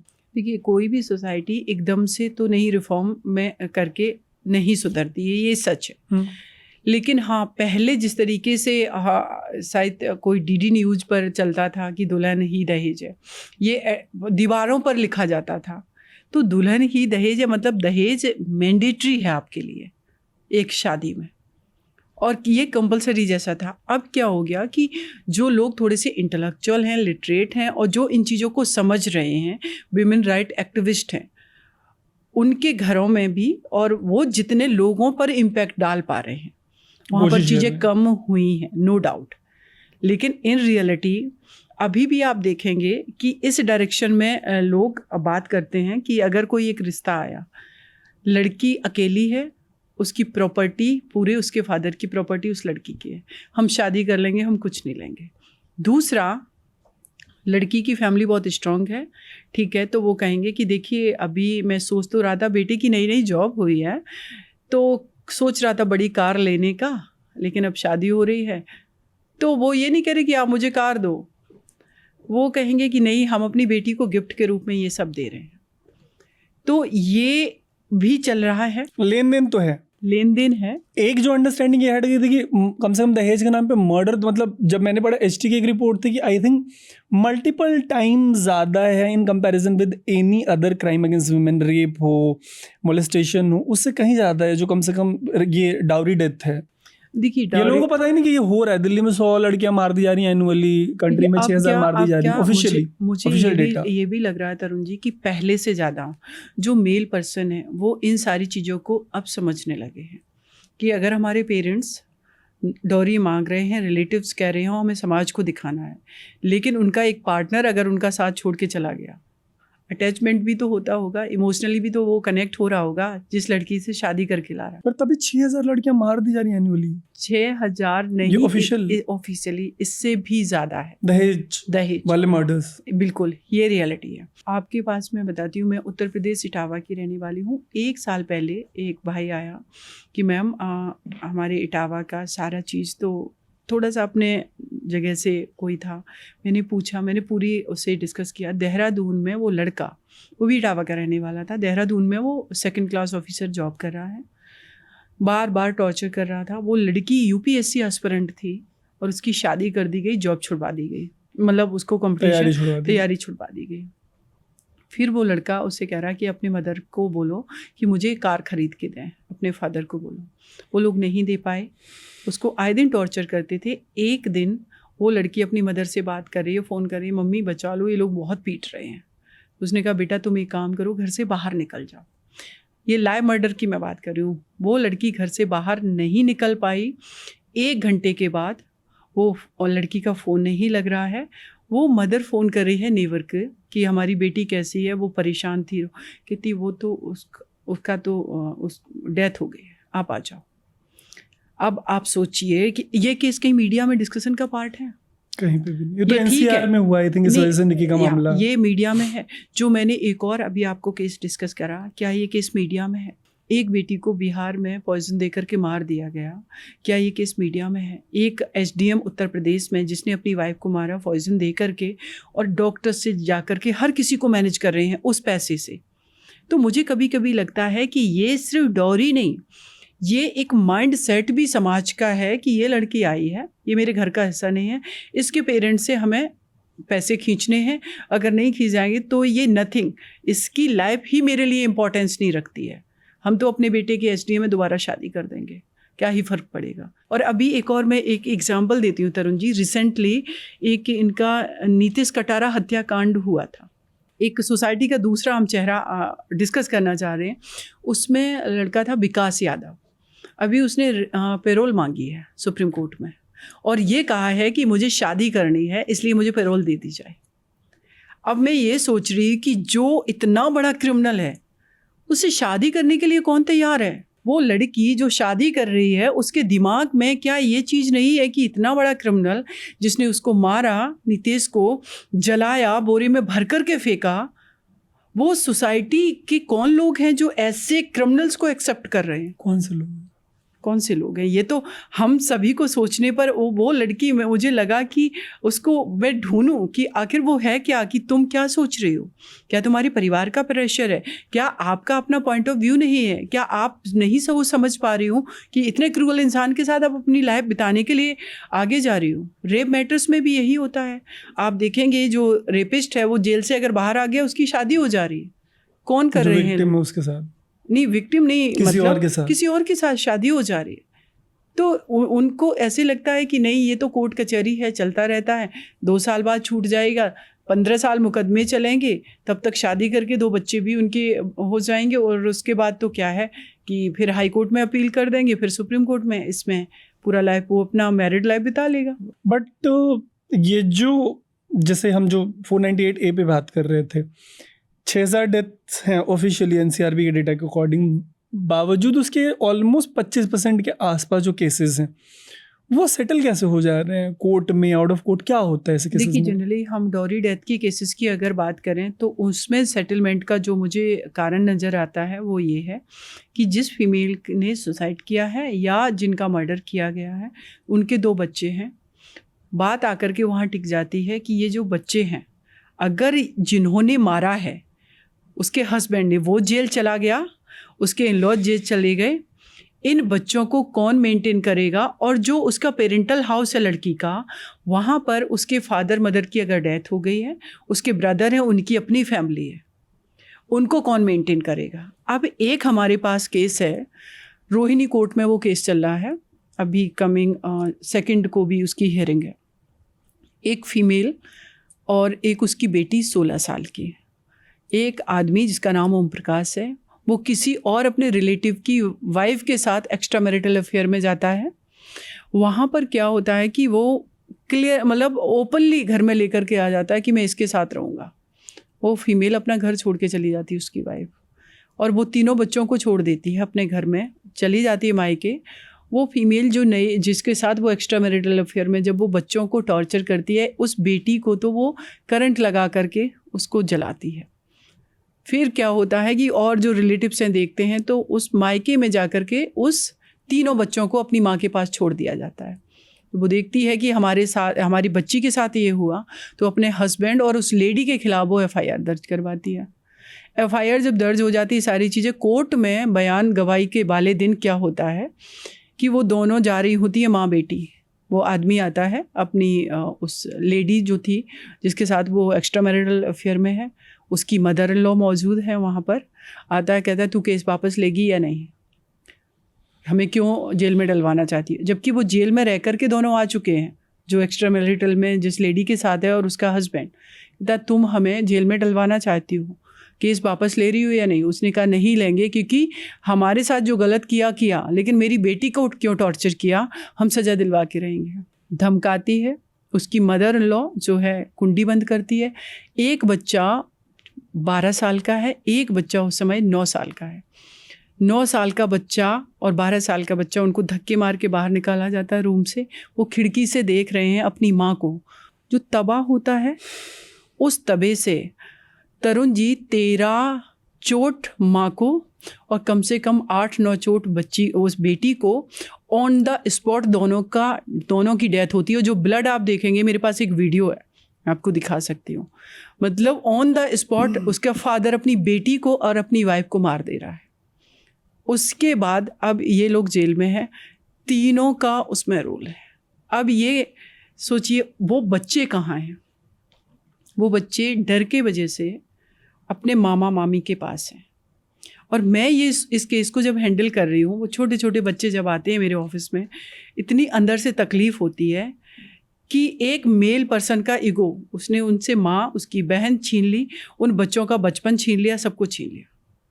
और वो फीमेल तब तक उस चीज़ को भी टॉलरेट कर रही थी कि तुम्हें जिसके साथ रहना हो रहो, मेरी बेटी को क्यों टॉर्चर। फीमेल इस हद तक भी टॉलरेट कर रही हैं चीज़ों को। अब वो केस चला है कोर्ट में। थ्रेटनिंग इशू उन बच्चों के लिए भी है, और वो जो हार्ड कोर क्रिमिनल्स जो हैं उसके फैमिली में और लोग जो केस की पैरवी कर रहे हैं, उनसे तो मेरी जान को भी खतरा हो जाता है कि ये निर्भया केस में 4 लोगों को फांसी की सज़ा कराई है, ये इन्होंने प्रूव कर लिया तो इसमें भी फांसी की सज़ा ना करा दें। तो इनको, मेरे साथ भी ऐसे होता है कि बहुत सारे केसेस में मुझे थ्रेटनिंग इश्यूज हमारे रहते हैं। एक आधा एग्जाम्पल, जब कोई केस डील कर रही हूँ। हाथरस केस डिस्ट्रिक्ट कोर्ट में जब मैं कर रही थी, पैरवी कर रही थी उस केस में, तो वहाँ तो वो सब ऑन रिकॉर्ड है। हाई कोर्ट में हमने इंटरव्यून एप्लीकेशन भी लगाई थी, समोटो कॉग्निजेंस जो मैटर लिया गया था। तो उसमें कोर्ट रूम के अंदर मुझे धमकाया गया कि आप कौन होती हैं दिल्ली से आके केस लड़ने वाली। एक तो फीमेल, और दूसरा रूरल एरिया में जा कर के मैं केस लड़ रही हूँ।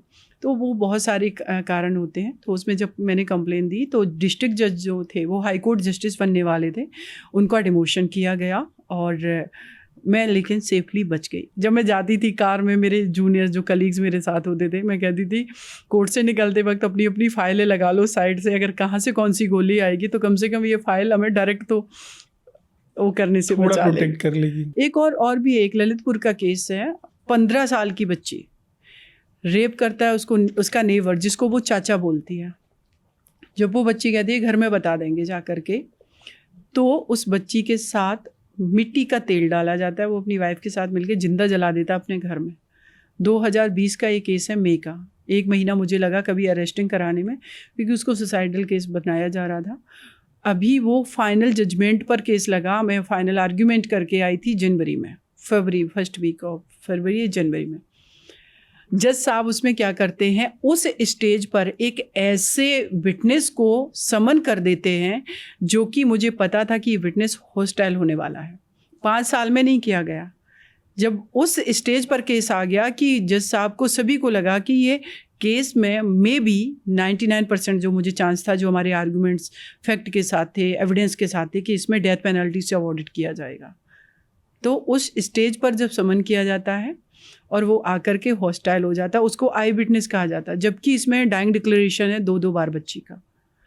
तो फिर उसके बाद हम रुक गए इसमें कि एज ए कंप्लेनेंट को सुना जाना मैंडेटरी है। ट्रांसफ़र पेटिशन भी लगाई हमने, मल्टीपल एप्लीकेशन मूव किए कि ये जो आदमी जिसको आपने इस स्टेज पर बुलाया, जब फाइनल जजमेंट के लिए हमारा केस लगा है, तो क्यों ना इसको एक बार आप वेरीफाई करवाओ इस चीज़ को कि जिसके जो एक्यूज्ड है उसके यहाँ अगर ये एम्प्लॉय था तो डेफिनेटली वो उसको फेवर करेगा। तो कितना अब उस केस में मुझे इनिशियल स्टेज पर ही सोशल मीडिया के थ्रू कई बार मुझे थ्रेटनिंग इशू हुआ। एक सुप्रीम कोर्ट की लॉयर को जो निर्भया का केस देख चुकी है और अभी श्रद्धा, मैं बोलती हूँ सारी चीज़ों को, मैंने उस टाइम भी बोला है बहुत सारी चीज़ें, लेकिन क्या है ना कि कभी कभी ये महसूस होता है, गूगल पर नंबर है, शिवा मैम मैं आपका नंबर बहुत दिन से ढूंढ रही थी, प्लीज़ मुझे न्याय चाहिए। फीमेल ऑफिस में आकर के सबसे पहले तो हम उनको इसलिए कन्विंस करते कि वो अपनी प्रॉब्लम बता सके। तरुण जी, शायद ही कोई दिन जाता हो जिस दिन मेरे ऑफिस में कोई फीमेल रोकर ना गई हो। अब आप बताइए कि मुझे लगता है कि मेरा एक जो हम प्रॉपर तरीके से हमें अपने आप को भी तो सेफ सिक्योर करके चलना है। हम इतने ज़्यादा चीज़ें ना बोल दें, क्योंकि एक पूरा माहौल तो ऐसा ही बना हुआ है जो अभी भी ईज़िली एक्सेप्ट नहीं कर रहा है इस डेमोक्रेटिक कंट्री में उन चीज़ों को कि आपका परसेप्शन, आपका पॉइंट ऑफ व्यू या जो चीज़ें सच हैं, यहाँ पर अभी भी तो सुपरमेसी प्रिवेल करती है ना। और उस सुपरमेसी में जो कि हम अभी रिसेंटली अगर चाहें, जो सुप्रीम कोर्ट के एक्स रिटायर्ड चीफ जस्टिस जिनके ऊपर एलिगेशन लगे, वो क्या है, पूरा केस यही है। इधर ही मतलब एक सवाल से चलते कोर्ट में, सवाल ये है कि जब इस तरीके के मामले, जैसे प्रीडोमिनेंटली अभी आई थिंक इंदिरा जयसिंह का एक ट्वीट देखा मैंने कि आई थिंक सुप्रीम कोर्ट जजेस हैं, एक भी महिला नहीं है उसमें, तो हम किधर जा रहे हैं। तो अगर प्रीडोमिनेंटली मेल जजेस होंगे तो एक अजम्पशन ये आएगा कि मेल पर्सपेक्टिव डोमिनेंट होगा उसमें। तो कोर्ट में जब इस तरीके के मामले जाते हैं 498A के या दहेज हत्या के या डोमेस्टिक वायलेंस के या दहेज के मामले में टॉर्चर के, तो जो जजेस हैं प्रीडोमिनेंटली, इन पर्टिकुलर मेल जजेस, उनके साथ आपका एक्सपीरियंस कैसा रहा है? देखिए, एक केस का मैं एग्जांपल देकर के आपको बताती हूँ। 498A का केस था, मैं बेल पर आर्ग्यूमेंट कर रही थी, वो लड़का जेल में था। तो जो बेल पर आर्ग्यूमेंट कर रही हूँ, उस लड़की को थप्पड़ भी मारा था, उसकी एक मेडिकल रिपोर्ट भी थी, 323 का मैटर था मारपीट का। तो जज का कहना था कि इस पर आप लोग सेटलमेंट करो, आप भी लाइफ में आगे बढ़ो, वो भी लाइफ में आगे बढ़े। तो मैंने ये कहा कि मलॉट, इसमें ये आगे बढ़ जाए दूसरे मर्द से पिटने के लिए, यहाँ पर आप जिस पोजीशन पे बैठे हो, आप सोसाइटी के उस स्ट्रक्चर को बचाने के लिए, जहाँ पर एक फीमेल पीड़ित हो रही है, उसको पनिश करने की जगह आप उसको कह रहे हैं सेटल करो, आगे बढ़ जाओ। मतलब आप कहाँ का मामला है, किस कोर्ट का? ये था कड़कड़डुमा कोर्ट का, दिल्ली का मामला। दिल्ली का मामला, नेशनल कैपिटल के कोर्ट में एक जज का कहना है कि थप्पड़ लगा तो ठीक है, सेटल कर लो। देखिए, मैं इस चीज़ को कहती हूँ कि ये सिर्फ डिस्ट्रिक्ट कोर्ट नहीं, सिर्फ हाई कोर्ट नहीं, सुप्रीम कोर्ट ऑफ इंडिया की भी मैं बात कर रही हूँ। ये चीज़ मैं आपके पॉडकास्ट पे ये क्लियर कर रही हूँ कि ये ज़रूरी नहीं है कि कोई किसी पोजीशन पे पहुँच गया तो उसका माइंडसेट इतना डेवलप हो गया कि वो आपकी सारी प्रॉब्लम को आइडेंटिफाई करके आपके फेवर में जजमेंट दे दे। ये उनका अपना लाइफ का एक्सपीरियंस का इंटरप्रिटेशन वो अकॉर्डिंग टू लॉ कर रहे हैं, लेकिन इंटरप्रिटेशन तो टाइम टू टाइम बदलते भी तो रहते हैं। ये तो इंडिविजुअल है ना, इंटरप्रिटेशन कॉमन कैसे हो सकता है कि एक इशू पर जिस पर आप सोच रहे हैं उसी पर सिमिलर मैं भी सोचूंगी। तो एक फीमेल जो उन प्रॉब्लम से गुजर रही है, चाहे वो सुप्रीम कोर्ट की जस्टिस हो, चाहे वो एडवोकेट हो हाई कोर्ट की, या वो कोई जज हो, वो इस चीज़ को महसूस कर रही है कि एक ट्रांसपोर्ट गवर्नमेंट ट्रांसपोर्ट में अगर उसने ट्रेवल किया है, सफ़र किया है, तो बैड टच क्या होता है, हरासमेंट क्या होता है, एक पीछे से धक्का लगने पर एक मेल पर्सन किस तरीके से उसका फ़ायदा उठा करके उसको अनअप्रोप्रिएट तरीके से टच कर रहा है, एक मेल क्या कभी इस चीज़ को फील करेगा? और जब उसके पास वो केस जाएगा तो वो कैसे इंटरप्रिटेट करेगा? क्या उन चीज़ों से वो गुजरा है? एक फीमेल जो वर्क प्लेस पर काम कर रही है, उसका बॉस अगर उसको फाइल लेकर के जाती है, बैड टच करता है, हाथ लगाता है, क्या एक मेल इन सारी चीज़ों से सफ़र कर रहा है? तो फिर क्यों नहीं वहाँ पर फीमेल होनी चाहिए कि उन एटलीस्ट उनके जो इशूज़ हैं पर्सपेक्टिव समझ पाएंगे, इंटरप्रिटेट वो भी करे ना। जिसको हम लोग मैट्रिमोनी डिस्प्यूट में आपसे कहा जा रहा है कि आप प्रूफ करिए। हम अगर अपने घर में बैठे हुए हस्बैंड आकर के किसी चीज़ पर लड़ाई हुई तो क्या हम सडनली रिकॉर्डिंग खोल करके रिकॉर्ड करना शुरू करेंगे? तो वहाँ और पर तोड़ देगा, और तोड़ फोन देगा, भी तोड़ेगा, मुंह भी तोड़ेगा, बॉडी भी तोड़ेगा। आप समझिए। तो वहाँ पर आप प्रूफ की बात करें, फिर आप इंटरप्रिटेट कैसे कर रहे हैं इन सारी चीज़ों को? मेल जजेस बैठ के जो इंटरप्रेट कर रहे हो, उसी में मेरा मतलब आपके वर्क प्लेस में ही वापस से मैं घुस रहा हूँ कि अभी रिसेंटली मैं नाम ले लूँ, एक सुप्रीम कोर्ट जज हैं, अगर आप परमिशन देंगे। नहीं, मुझे कोई दिक्कत नहीं है। ठीक है, तो Markandey Katju, Justice Markandey Katju social media पे बहुत एक्टिव हैं, ट्विटर पे, फेसबुक पे बैंटर वाले पोस्ट करते रहते हैं। अभी रिसेंटली एक पोस्ट किया कि जो फीमेल लॉयर्स मेरे को आँख मारती थी उनके फेवर में फैसला दे देता था। इसको बैंटर, हंसी मजाक के तौर पे लिया जाना चाहिए, या आपके एक्सपीरियंस में ये जो फ्रेटर्निटी है आपकी, महिलाओं की, महिला जजों की, महिला वकीलों की, उनके क्रेडिबिलिटी पर किसी न किसी फॉर्म में एक टॉन्ट है या सवाल उठ सकते हैं, ऐसा लगता है आपको?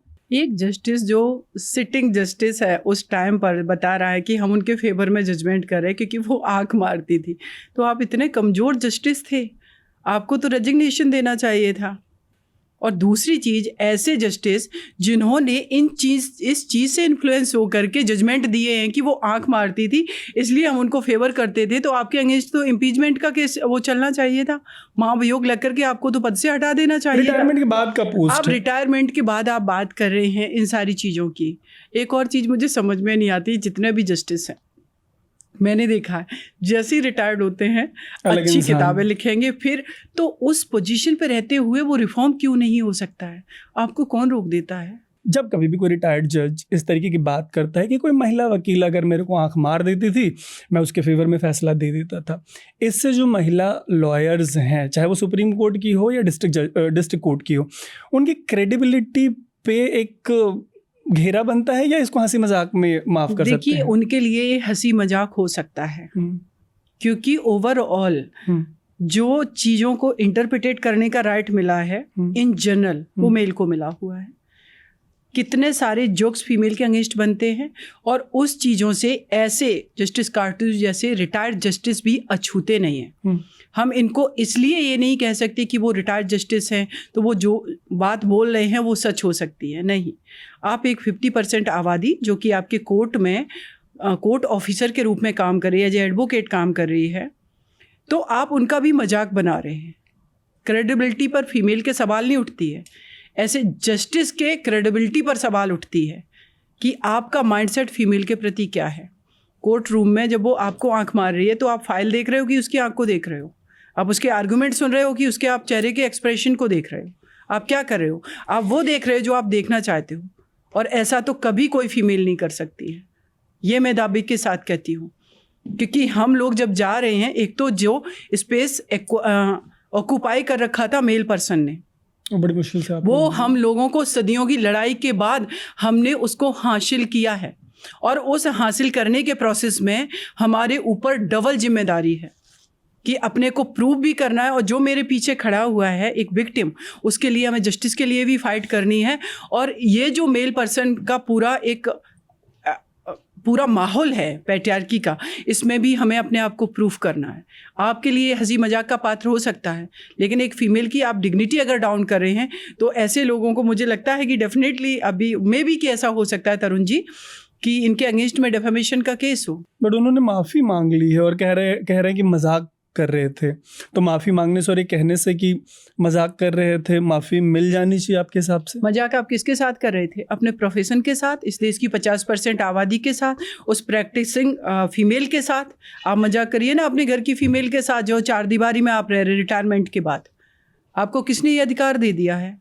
सिंपल सी बात है, क्योंकि आपको अगर एक लार्जेस्ट नंबर ऑफ पीपल, आपको बहुत लार्ज नंबर ऑफ पीपल अगर आपको सुन रहे हैं, तो आपकी ये सोशल रिस्पॉन्सिबिलिटी होनी चाहिए कि आप जो बोल रहे हैं उससे सोसाइटी पर निगेटिव इम्पैक्ट ना पड़े, उससे कोई हर्ट ना हो, उसके इमोशंस, उसका हर चीज़ डाउन ना हो, मोरल उसका डाउन ना हो। आप क्या बताने की कोशिश कर रहे हैं? वही सुप्रीम कोर्ट ऑफ इंडिया में जब ये निर्भया केस चला, तो उसमें चूँकि जस्टिस बोबड़े जी जो थे, तो उनके भतीजे का वो एवार थे, तो वकालतनामा था, इसलिए उन्होंने फिर नहीं सुना इस मैटर को। जस्टिस भानुमति बेंच की मैम लीड कर रही थी और उन्होंने ये मैटर डिसाइड किया है वहाँ पर। तो क्या आपको लग रहा है कि वो आपसे कमतर हैं? क्या इंदिरा जयसिंह मैम हो गई, या बहुत रविका जैन मैम हो गई, या पटना हाई कोर्ट की रिटायर्ड जस्टिस हैं अंजना प्रकाश मैम हो गई? आप बात करिए ना हमारे आर्गूमेंट पे, आप बात करिए ना उन लॉजिक्स पर। आप एक फीमेल होने के वजह से जिस तरीके से सदियों से आप इंटरप्रिटेट हमें करते आए हैं कि वो तो एक जस्ट ऑब्जेक्ट है, तो एक रिटायर्ड जस्टिस उसको ऑब्जेक्ट समझकर ही तो इस तरीके से इंटरप्रिटेट कर रहा है।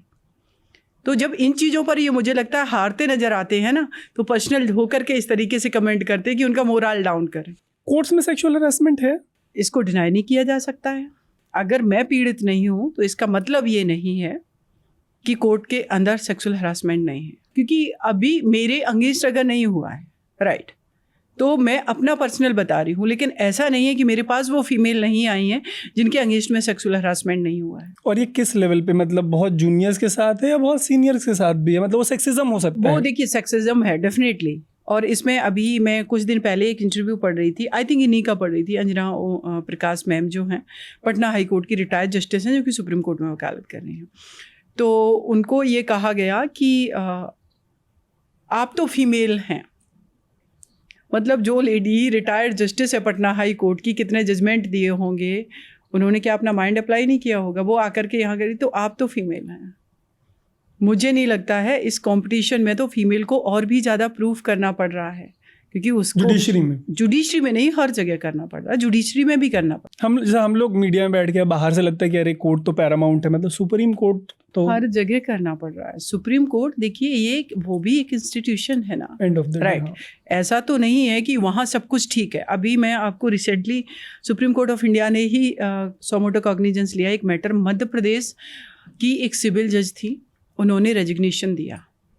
और उन्होंने रेजिग्नेशन इसलिए दिया कि एक उसी कोर्ट के डिस्ट्रिक्ट जज के अगेंस्ट उन्होंने, कोई गुप्ता टाइटल था, एलिगेशन लगाया कि उन्होंने उनका सेक्सुअल हरासमेंट किया, और वो पहले से कंप्लेन उनके अगेंस्ट उन्होंने कर रखी थी, उसके बावजूद भी उनको हाई कोर्ट मध्य प्रदेश का जस्टिस बनाया गया। तो उन्होंने फिर लिखा कि आज जो सबसे बड़ी संस्था है न्याय की, उस संस्था ने अपने ही एक सदस्य को हरा दिया, क्योंकि आपने जिसको प्रमोट किया उसके ऊपर हमने एलिगेशन लगाए और हमने रिजाइन किया।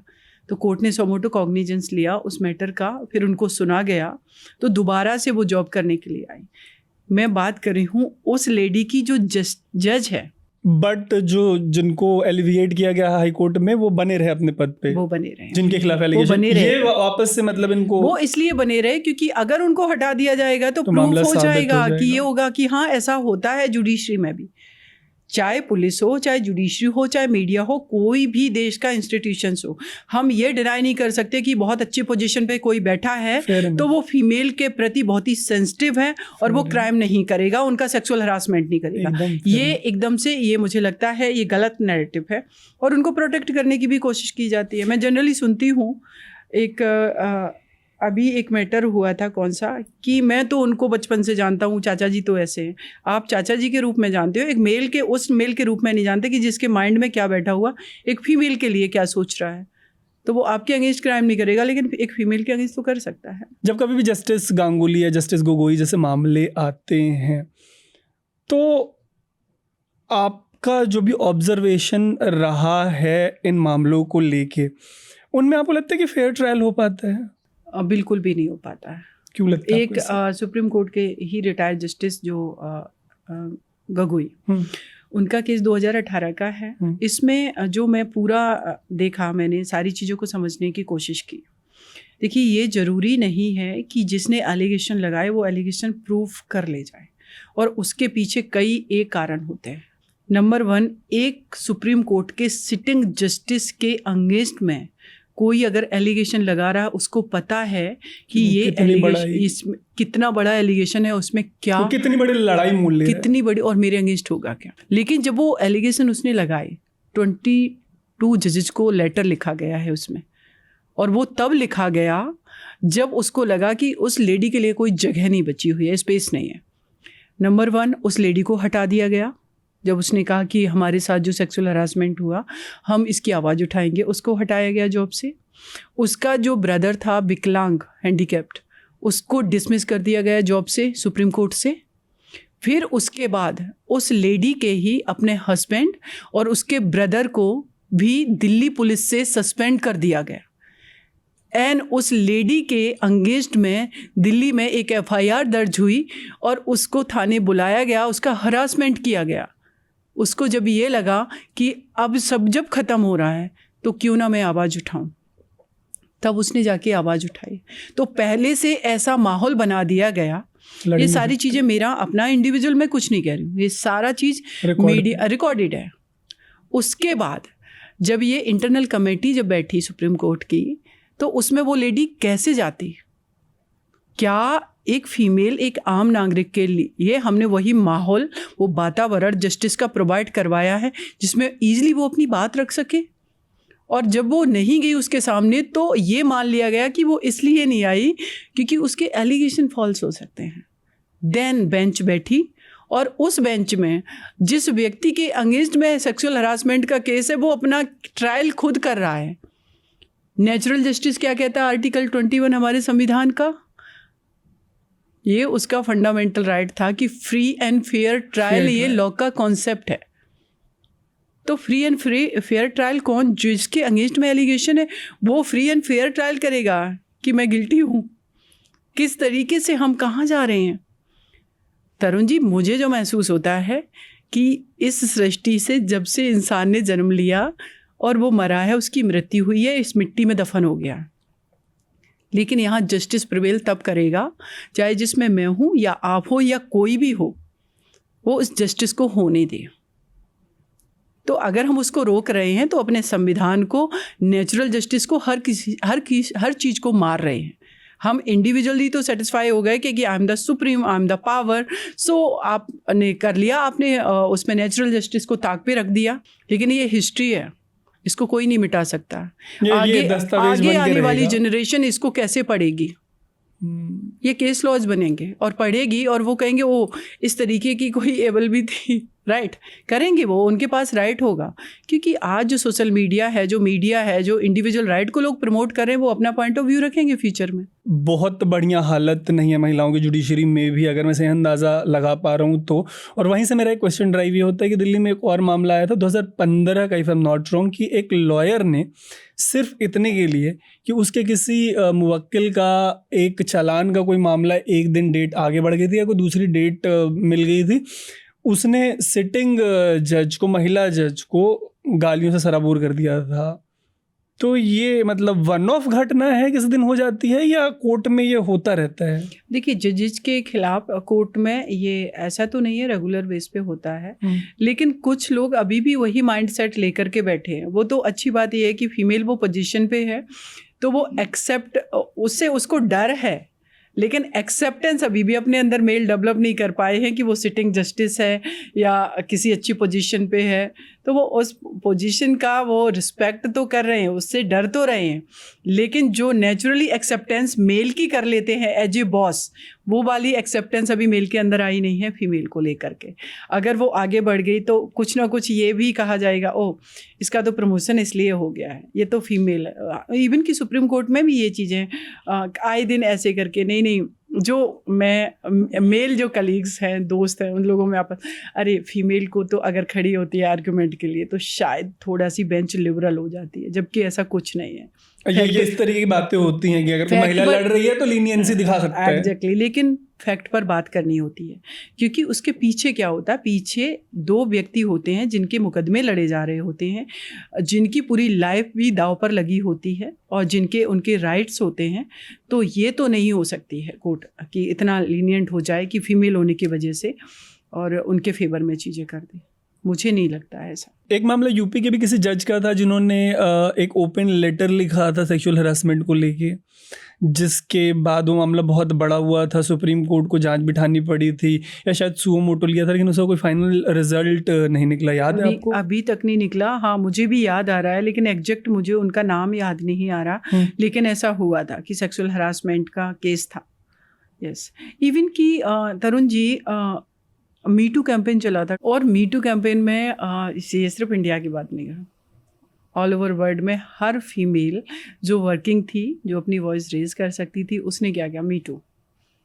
अब एक नैरेटिव चला, क्योंकि सिंपल सी बात है, ओपन स्पेस किसके पास है, चाहे वो मीडिया में लीडरशिप की बात कर रही हूँ, चाहे मैं जुडिशरी में लीडरशिप की बात कर रही हूँ, या फिर हम रिलीजियस जो इंस्टीट्यूशंस हैं हमारे, चाहे वो मंदिर हो, मस्जिद हो, वहाँ पर लीडरशिप किसकी है, पॉलिटिक्स में लीडरशिप किसकी है। तो जिसकी लीडरशिप होगी डेफिनेटली वो चीज़ों को कंट्रोल करके नैरेटिव, एक वो नैरेटिव जो फीमेल ने कहा कि हमारे साथ ये गलत हुआ, एक अलग नैरेटिव चला कि 15 साल पहले हुआ था तब आवाज़ क्यों नहीं उठाई।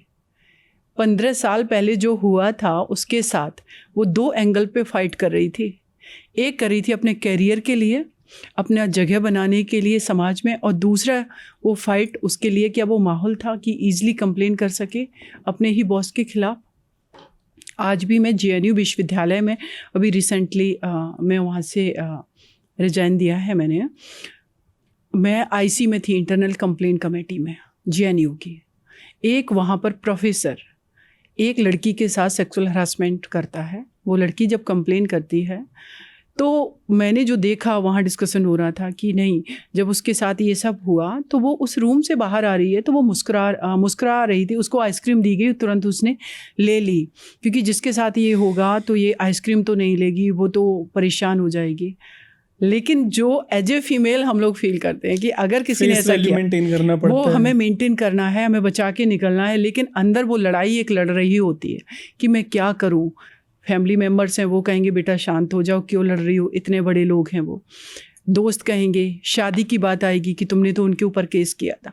पूरा सोसाइटी का स्ट्रक्चर उसके अगेंस्ट खड़ा हुआ है, वहाँ उसको प्रूफ करना है। जब मैंने उसको एग्जामिन किया, हम लोगों का डिस्कशन हुआ, देखा, उसको लड़की को कहा बेटा क्या कोई और भी ऐसे इस प्रोफेसर के अगेंस्ट कभी केसेस हुए हैं? तो उसका कहना है कि मैम 3 लड़कियों ने और किए थे। मैंने कमेटी को बोला कि उन तीनों को समन कीजिए। बुलाया गया, वो लड़कियां, उनके पसीने छूट रहे थे, और तीनों लड़कियों ने बताया कि उसके साथ सेक्सुअल हरासमेंट। ये 4 नंबर ऑफ गर्ल्स हो गए। इसके अलावा और कितने होंगे जहाँ पर वो एज ए प्रोफेसर काम करके आया था, लेकिन बहुत मुश्किल था कि वो लड़की प्रूफ कर पाए। अब आप सोचिए कि माहौल क्या है। तो मी टू जो कैंपेन था ना, उसके लेडी के हिप में कोई मार करके चला जा रहा, वो अब तो मुझे लगता है फीमेल ये कहती कि तुम ये सब कर लो, एक दिन स्पेस मेरा भी होगा, लेकिन हम तुम्हें हरास नहीं करेंगे, लेकिन हम तुम्हें बर्दाश्त नहीं करेंगे। और इस चीज़ में बर्दाश्त ना करने के प्रोसेस में मेल अभी से अपने आप को पीड़ित महसूस करने लगा, बहुत ज़्यादा, और बहुत ज़्यादा पीड़ित महसूस कर रहा है, क्योंकि उसका शौक कौन जो क्लेम था ना अपने नैरेटिव पे, अपने पॉइंट ऑफ व्यू पे, मोनोपोली खत्म हो गई। मोनोपोली वो ख़त्म हो रही है। तो वो तो ख़त्म हो जानी चाहिए ना, क्योंकि बात तो मानवता की होनी चाहिए ना। कुछ बदला है निर्भया मीटू के बाद रत्ती भर, मतलब कितना 2, 4, 10%, 25%, 50% बदला है। जैसे मेरे को ये समझना है कि आज की डेट में अगर किसी महिला को कोर्ट के स्पेस में, मीडिया के स्पेस में, कॉर्पोरेट के स्पेस में, गवर्नमेंट जॉब के स्पेस में अगर सेक्सुअल हरासमेंट पे बात करनी हो, तो मे बी आपका जो पिछला 10-15 साल 18 साल का करियर रहा है, 10 साल पहले जो होता था कि लड़कियों के साथ ऐसी कोई चीज़ हो रही है तो वो हश करके निकल जाता था, अंडर द कार्पेट निकल जाता था। अभी वो पहले कंपैरिजन में वोकल ज़्यादा हुई हैं, या अभी भी मतलब लगता है कि यार ठीक है लेट गो करते ना, छेड़ ही तो दिया, जान दो? नहीं, इस चीज़ को हम डिनाई नहीं कर सकते। आफ्टर निर्भया केस डेफिनेटली थोड़ा नहीं बहुत कुछ बदला है। मीटू के बाद भी? मीटू के बाद भी बदला है। किस तरीके की चीज़ें? एक जैसे अभी मैंने JNU विश्वविद्यालय का बताया, मुझे नहीं लगता कि अगर ये मीडिया में डिबेट, डिस्कशन और वर्कशॉप जो भी कॉलेज यूनिवर्सिटी में हो रहे हैं। अगर ये सब नहीं हो रहे होते, फीमेल वोकल नहीं हुई होती, तो डेफिनेटली वो लड़की जो है अपनी आवाज़ नहीं उठा पाती उस प्रोफेसर के अगेंस्ट जिसके अंदर वो PhD परस्यू कर रही है, वो नहीं आवाज़ उठा पाती। मैं आपको मैसेज दिखा सकता हूँ, एक IIT से एक मेल स्टूडेंट ने अपनी फीमेल जो उसके साथ पढ़ रही है उसके सुपरवाइजर को लेके मेरे को मेल किया है कि सर इसको बचा लीजिए। मैंने बहुत पहले 2020 के आसपास एक स्टोरी की थी, एक IIT इंडिया में जहाँ पे सबसे ज़्यादा सुसाइड है, नॉर्थ ईस्ट में है। उसका मेरे पास मैसेज आया हुआ है कि सर इसका जो सुपरवाइजर है उसको सेक्सुअली हरास कर रहा है, इसके पास अभी एविडेंस नहीं आ पाया है और ये कह रही है सुसाइड कर लेगी। मैंने बोला ये पागलपन मत करना, क्योंकि वो एक अगर मरी तो फिर वो बाकी लोगों के लिए वो विंडो ओपन करके जाएगी ना कि वो तो खाई है, बाकी जाते रहेंगे उसमें। ये तो फीमेल को मुझे लगता है दो चीज़ें, ये IIT में हो रहा है। IIT में हो रहा है। मैं अभी कानपुर IIT में गई थी और कानपुर IIT का हम सब ने ये केस देखा है। लड़की है, उसका नाम मैं यहाँ नहीं ले सकती हूँ, उसने एलिगेशन लगाया है। वो एक उत्तर प्रदेश में ये था मोहसिन का केस, काफ़ी मीडिया में है, क्या नाम है, ACP मोहसिन के अगेंस्ट में जो किया है।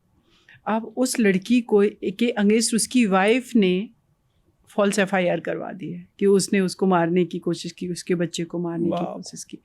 वो केस मेरे पास अभी आया है, तो उसमें आप देखेंगे कि पूरे केस में एक ACP जो कि अपने पावर का यूज़ कर रहा है और उसमें हाई कोर्ट इलाहाबाद ने चार्जशीट फाइल करने के लिए ही स्टे कर दिया है और उसको जब सस्पेंड किया गया तो उसके सस्पेंशन पर भी लखनऊ बेंच ने स्टे कर दिया है। क्या कहा गया कि ये केस जो है ये एक्स्ट्रा मैरिटल अफेयर का केस है। अब उसमें मैं जो देख रही हूँ इंटरप्रिटेशन किसने किया, मैं उस जजमेंट का नहीं, मैं पूरा इस चीज़ पर बात कर रही हूँ कि जस्टिस, फीमेल जस्टिस की क्यों ज़रूरत है, फीमेल को उस पोजीशन पे क्यों जाना चाहिए, बैठना चाहिए। इसलिए नहीं कि वो सिर्फ अपने साथ न्याय करना है, इंटरप्रिटेशन उसके परसेप्शन से भी आना चाहिए।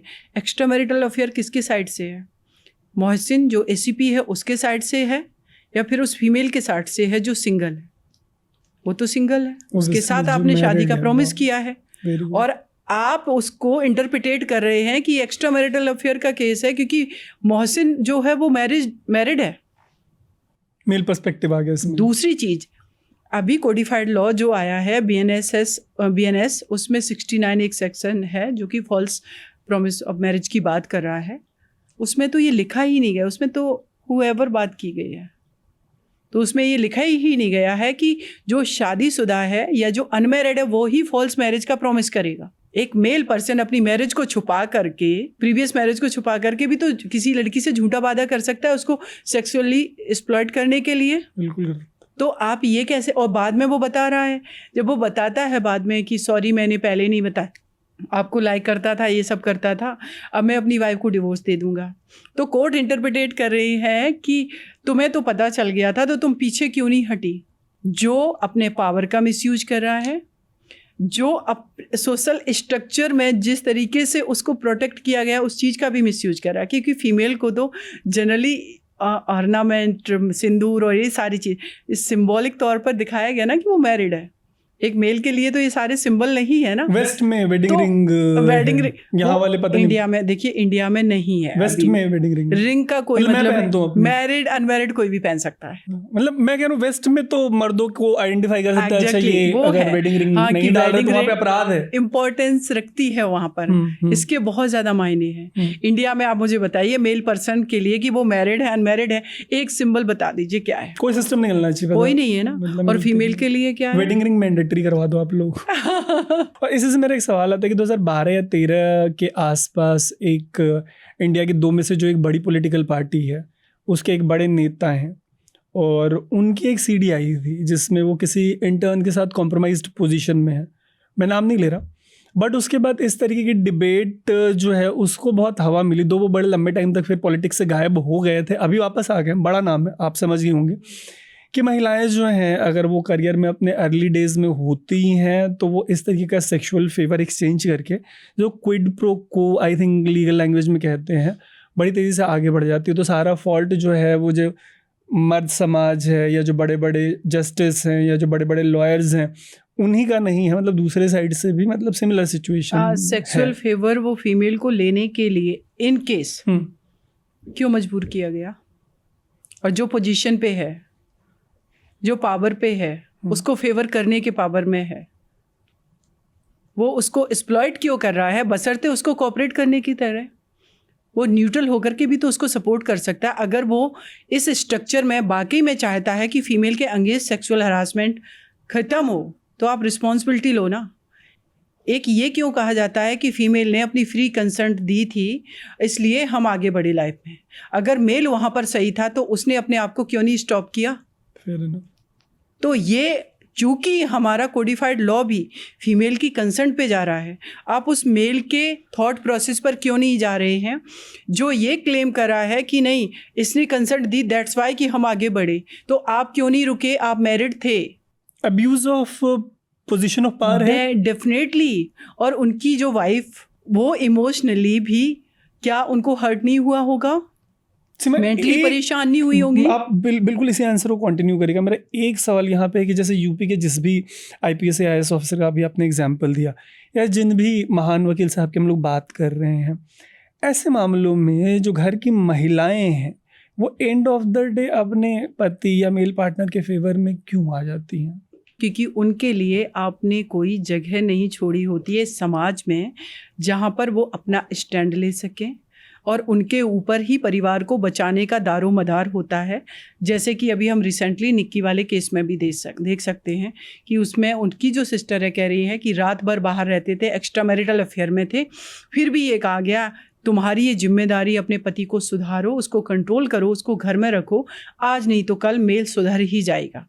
एक फीमेल जिनके ऊपर आप अभी हम जो डिस्कशन कर रहे हैं, मैं एक बार जानना चाहती हूँ कि क्या वो उनकी वाइफ करती क्या है, या जो भी रेपिस्ट बहुत लोगों के नाम आ रहे हैं आगे। एक साहिनी अयूजा का केस हुआ था बॉलीवुड में, जेल में।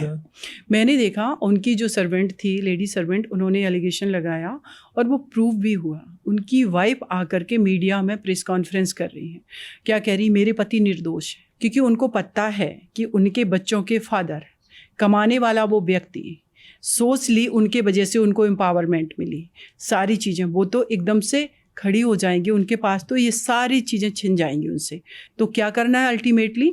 हस्बैंड रेपिस्ट हो, हस्बैंड क्रिमिनल हो, कुछ भी हो, उसको हम बचाने के लिए आएंगे। और जबकि मुझे लगता है बहुत सारी अब्रॉड में जो डेवलप्ड कंट्री है उसमें क्या है, आपने उन फीमेल को जो सिंगल भी हैं, राइट, या जिनके हस्बैंड क्राइम कर रहे हैं, 50% प्रॉपर्टी, अभी रिसेंटली कोई कंसेंट था बहुत बड़ा, उसमें आपने देखा होगा कि वो अपनी कलीग के साथ जस्ट रिफ्लेक्ट हो गया था, वो पूरा उसमें विजुअल्स आ गए थे। तो हाँ, कौन सी कंपनी थी? स्पेस समथिंग करी हुई कंपनी थी, वो कोल्ड प्ले का कंसर्ट था जिसमें एग्जैक्टली इमीडिएटली उनकी वाइफ ने अपना सरनेम हटाया और उन्होंने शायद डिवोर्स भी फाइल किया है और 50% क्लेम किया। 50% क्योंकि इंडिया में तो फिजिकल अब्यूज को, फिजिकल हार्म को ही क्राइम माना गया है, जबकि शादी जैसा जिसको हम 7 जन्मों का बंधन कह रहे हैं, आप 7 दिन भी, 7 महीने, 7 साल भी नहीं निभा पा रहे हो, मेल के साइड से एक्स्ट्रा मैरिटल अफेयर में चले जा रहे हो।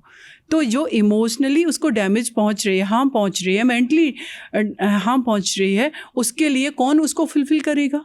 तो इस केस में भी मैं बात कर रही हूँ कि फीमेल के लिए अभी वो स्पेस नहीं है। और जब वो क्लेम कर रही हैं तो वो क्या कह रही हैं? अगर आप एक्स्ट्रा मैरिटल अफेयर में जाएंगे, हमारे साथ क्राइम करेंगे, हम डिवोर्स दे देंगे। अब हमारी जो शादी चलेगी ना, वो म्यूचुअल अंडरस्टैंडिंग पर, इमोशनली जो हम एक्सचेंज कर रहे हैं चीज़ों को, मेंटली जो एक दूसरे को सपोर्ट करें, हमारी जो बॉन्डिंग बनेगी, उससे हम एज ए फ्रेंड, एक पार्टनर लाइफ में बहुत अच्छे से आगे बढ़ना चाहते हैं। फैमिली क्रिमिनल एक ना मतलब फ्रेज है बहुत पॉपुलर कि एक बच्चे को मतलब परिवार खाली नहीं बड़ा करता, पूरा गांव मिलके बड़ा करता है। तो ये जो फैमिलीज़ हैं जो अपनी बेटियों को कहते हैं, निकी वाले केस में जो निकल के आ रहा है कि पंचायत ने बोल दिया, अरे पंचायत थोड़ी बोल देगा। और ये जो एक एटीट्यूड होता है कि अच्छा बेटी एक दिन सब ठीक हो जाएगा, ये इनकरेज कर रहा है जो दूसरी साइड ऑफ फैमिली होती है, जिसकी वजह से कम डेथ हो जाती है। दोनों फैमिली ही इनकरेज कर रही है। इस मैटर में आप देखेंगे कि निक्की का जो मर्डर हुआ है या उसने जो सुसाइड किया है, उसकी भाभी उधर एलिगेशन लगा रही है। तो और आप देखेंगे इसमें निक्की की जो भाभी है, जो सिस्टर इन लॉ है, वो एलिगेशन लगा रही है अपने हस्बैंड पे, अपने इन लॉज पे, और निक्की की सिस्टर भी एलिगेशन लगा रही है। इस पूरे सिनेरियो में देखेंगे पीड़ित कौन है, विक्टिम कौन है? एक फीमेल। और मेल जो क्लेम करते हैं हमेशा से इस चीज़ को की शासन सत्ता उन्होंने संभाली, परिवार जैसी इकाई के भी मुखिया हमेशा वो रहे हैं। तो फिर क्या अपने घर में जो लोग एलिगेशन लगाते हैं फीमेल ही फीमेल की दुश्मन है, तो आप उस फीमेल को ये नहीं कह पाए कि आप जो कर रही हो गलत कर रही हो, डॉरी की आप लिए बहू को टॉर्चर नहीं करना है, इतनी सी बात नहीं, क्योंकि आप उसमें आपकी हिडन छुपी हुई कंसेंट है, और जिसके लिए फिर बाद में आप कहते हो कि फीमेल की ही दुश्मन है। नहीं, वो दुश्मन नहीं है, आपके द्वारा इम्पोज की गई चीज़ों की वो फॉलोअर है, उसी को वो आगे बढ़ा रही। आपने मेल को, अपने बेटे को क्या दिया है? एक मेल ने अपने बेटे को दिया है बिजनेस, एक्सपोजर, जॉब, पॉलिटिक्स, सब कुछ दिया है। आपने अपने घर की बेटी को क्या दिया है? चार दीवारी। अब तो थोड़ा बहुत चलो आपने कॉलेज में पढ़ा दिया, उसको आगे कर दिया, डॉरी दे दी, दहेज दे दिया, ससुराल में विदा कर दिया। क्या आपने ये सारी चीज़ें उसको दी हैं? क्या आपने अपनी वाइफ को क्या दिया है? बिजनेस संभालने का, उसको कहा कि नहीं आप मायके से आ रही हो, आप मेरी बिजनेस पार्टनर हो, हम आपको बराबर वो हिस्सेदारी दे रहे हैं। आपने तो उसको किचन दे दी, आपने तो उसको घर की चार दीवारी सारी चीज़ें दे दी, वो उसने बाहर की दुनिया नहीं देखी है। और फिर वो क्या करेगी? जो आगे आने वाली जनरेशन में उसकी बहू है वो क्या कहेगी? हमने तो ये सब बर्दाश्त किया है, तुम क्यों नहीं कर रही हो? जो उसको सर्व किया है समाज ने, वो आगे जनरेशन को सर्व कर रही है। जो उस मेल पर्सन ने सर्व किया अपने बेटे को, वो आगे आने वाली जनरेशन को कर रहा है। उसको तो न्यूज़पेपर मॉर्निंग में नहीं पढ़ना, उसको तो किचन में नाश्ता बनाना है। और जब आप न्यूज़पेपर पढ़ रहे हो तो कह रहे हो देश की इकॉनमी यहाँ जा रही है, बराक ओबामा जी ये कह रहे हैं, ट्रंप ये कह रहे हैं। उसको नहीं पता ट्रंप कौन है, क्योंकि आपने तो उससे उसका पढ़ने का अधिकार छीन लिया है, डिबेट डिस्कशन का हिस्सा छीन लिया आपने वो चीज़ें उसको प्रोवाइड ही नहीं करवाई जिससे वो अपना डेवलपमेंट खुद का कर सके और सोसाइटी में कंट्रीब्यूट कर सके। और फिर इन्हीं चीज़ों के वजह से आप उसको सप्रेस कर रहे हो, आप उसको ये दिखा रहे हो कि तुम्हें कुछ नहीं आता है। और एक नैरेटिव चलता है, मैं देखती हूँ कि लोग कहते हैं फीमेल जो है ना, इसके मुँह नहीं लगते, क्योंकि इसको औरतों के, क्योंकि इसको आता जाता कुछ नहीं है। और जो औरतें आज पढ़ करके स्टैंड लेने लगी, अरे वो तो बहुत तेज हो गई है, वो पैदा करके छोड़ दिया। एग्जैक्टली। तो आप सोचिए कि कितना हिपोक्रेट है।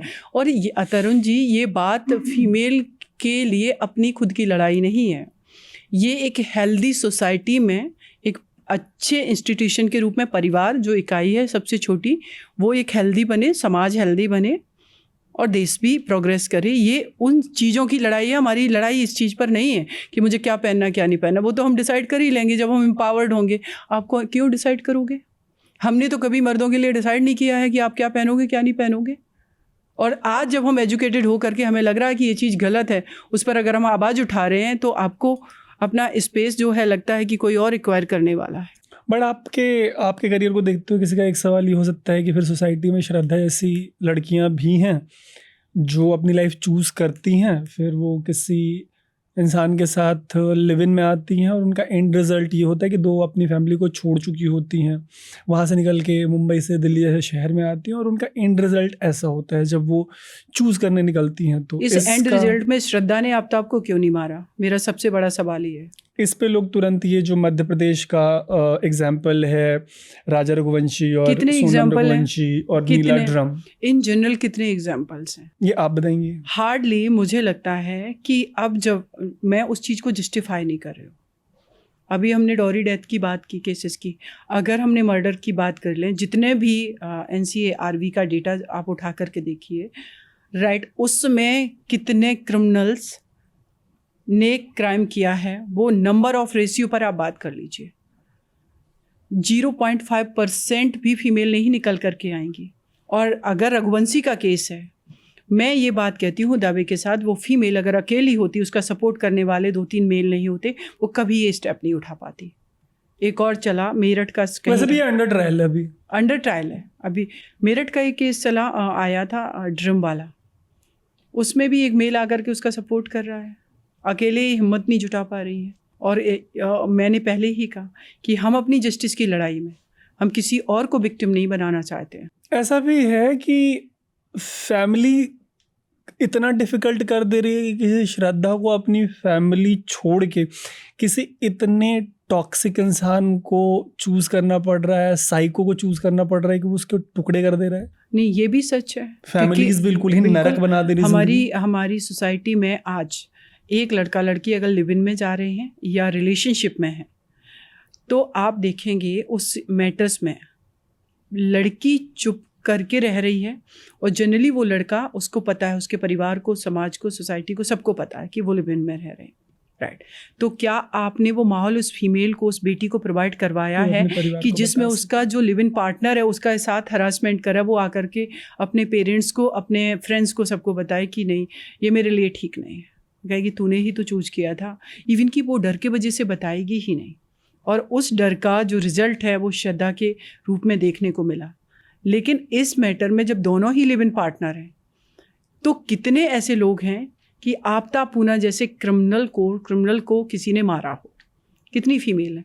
एक उसी के बाद निक्की यादव का केस आया दिल्ली में, उस लड़की का मर्डर करके उसका जो लिव इन पार्टनर था, इवन कि उसे शादी कर रखी थी, अपने रेस्टोरेंट के उसने फ्रीजर में रखा हुआ था, बैग में भर के, आपको याद होगा शायद, और वो जा कर के कहीं और शादी कर रहा था क्योंकि उसको वहाँ से अच्छा दहेज मिल रहा था।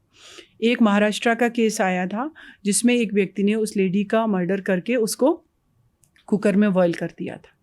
कितने number of cases same nature के हुए, क्राइम हुए सोशल मीडिया पे। लेकिन इस तरीके की नैरेटिव बिल्डिंग है कि जब लड़की का कोई मामला आता है, लड़की ने जहाँ पे मर्डर किया हो, तो नीला ड्रम को इतना बड़ा बना दिया जाता है कि वो बिल्कुल नैरेटिव का पार्ट बन जाता है। बट निकी वाले केस में मल्टीपल वर्जन्स आ जाते हैं, ऐसा लगता है आपको? आप देखिए, जो सोसाइटी हर इंस्टीट्यूशंस पर पावर और पोजीशन पे रही है, तो उसके पास वो जो वेपन है इन सारे नैरेटिव को बनाने के लिए, चाहे वो बॉलीवुड हो, चाहे वो मूवीज़ हो, आपकी मूवीज़ भी आप देखेंगे उसमें नैरेटिव, आप देखिए आज से 10 साल पहले, 4 साल पहले जो मूवीज़ आ रही हैं, आप देखिए रेप सीन को कैसे आप दिखा रहे हो, किस तरीके से, राइट। उसकी चुन्नी खींचा जाना, उसके साथ सारी चीज़ें, ये क्या है, क्या आपका प्रोस्पेक्टिव क्या है इन सारी चीज़ों को लेकर के।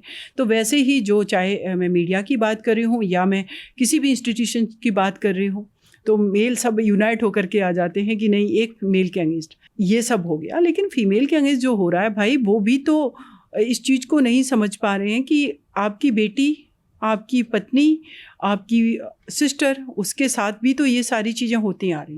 लेकिन कभी कभी मुझे ये लगता है ये चीज़ें एक्सेप्ट की जा चुकी हैं कि ठीक है, बेटी को मार दिया गया, बेटा तो जीवित है क्योंकि बेटा हमें मेंटेन करेगा, और उस घर में बहू को मार दिया गया है तो बेटा हमारा जीवित है, बहू चलेगी दूसरी शादी करवा देंगे। एक और चीज़ आप देखेंगे, रघुवंशी वाले केस में क्या हुआ कि उस लड़की का भाई आकर के कह रहा कि मैं अपनी बहन के लिए फांसी की सज़ा मांग रहा हूँ। कितने इस देश के अंदर डॉरी डेथ के केसेस हुए और किसी देवर ने आकर के ये कहा हो कि मैं अपने भाई और मैं अपनी मैं अपने मदर और फादर के लिए फांसी की सज़ा मांग रहा हूँ क्योंकि उन्होंने मेरी भाभी का मर्डर किया। ये क्या है? तो इस पर कोई बात क्यों नहीं करता हो? जब एक फीमेल इस पर बात करती है तो उसको समाज टूट जाएगा, परिवार टूट जाएगा। नहीं तरुण जी, अगर फीमेल को नहीं सुना गया तो सच में टूट जाएगा, क्योंकि वो अब नहीं रुकेगी, वो एक्वायर कर लेगी उन चीज़ों को। अभी तो एक और चीज़ जो बची है जिसका मुझे लगता है सबसे ज़्यादा इम्प्लीमेंटेशन ज़रूरी है, वो है राइट टू प्रॉपर्टी 2005 में जो आया। इनहेरिटेंस एक्ट बन गया लेकिन मिल रहा है क्या? नहीं मिल रहा है ना। तो वही तो, जब वो क्लेम करना शुरू करेगी कि ठीक है भाई, हम राखी बांधेंगे आपको, हम फेस्टिवल पे आपके घर आएंगे, लेकिन हम अपना राइट नहीं छोड़ेंगे। आज जब वो क्लेम कर रही है तो आप बिलीव करोगे, देखो एज ए सोसाइटी हम सबको उन रिश्तों की ज़रूरत है जिनसे हम बचपन से जुड़े हुए हैं, जो इमोशनल हमारे ब्लड रिलेशन है। लेकिन एक फ़ीमेल को इसलिए उससे दूर कर दिया जाएगा क्योंकि उसने अपने फादर, अपने इनहेरिटेंट प्रॉपर्टी पे क्लेम कर दिया, जो कि लेजिस्लेचर उसको ये राइट दे रहा है कि वो फाइनेंशियली स्ट्रॉन्ग हो तो कम से कम वो अपने पति से मेंटेनेंस के रूप में कुछ नहीं मांगेगी, ना भाई से क्लेम करेगी कि भैया मुझे मेरा हस्बैंड पीट रहा है, प्लीज़ बचा लो, आ करके मुझे मार दिया जाएगा। आप वो ओपन स्पेस उसको दो ना।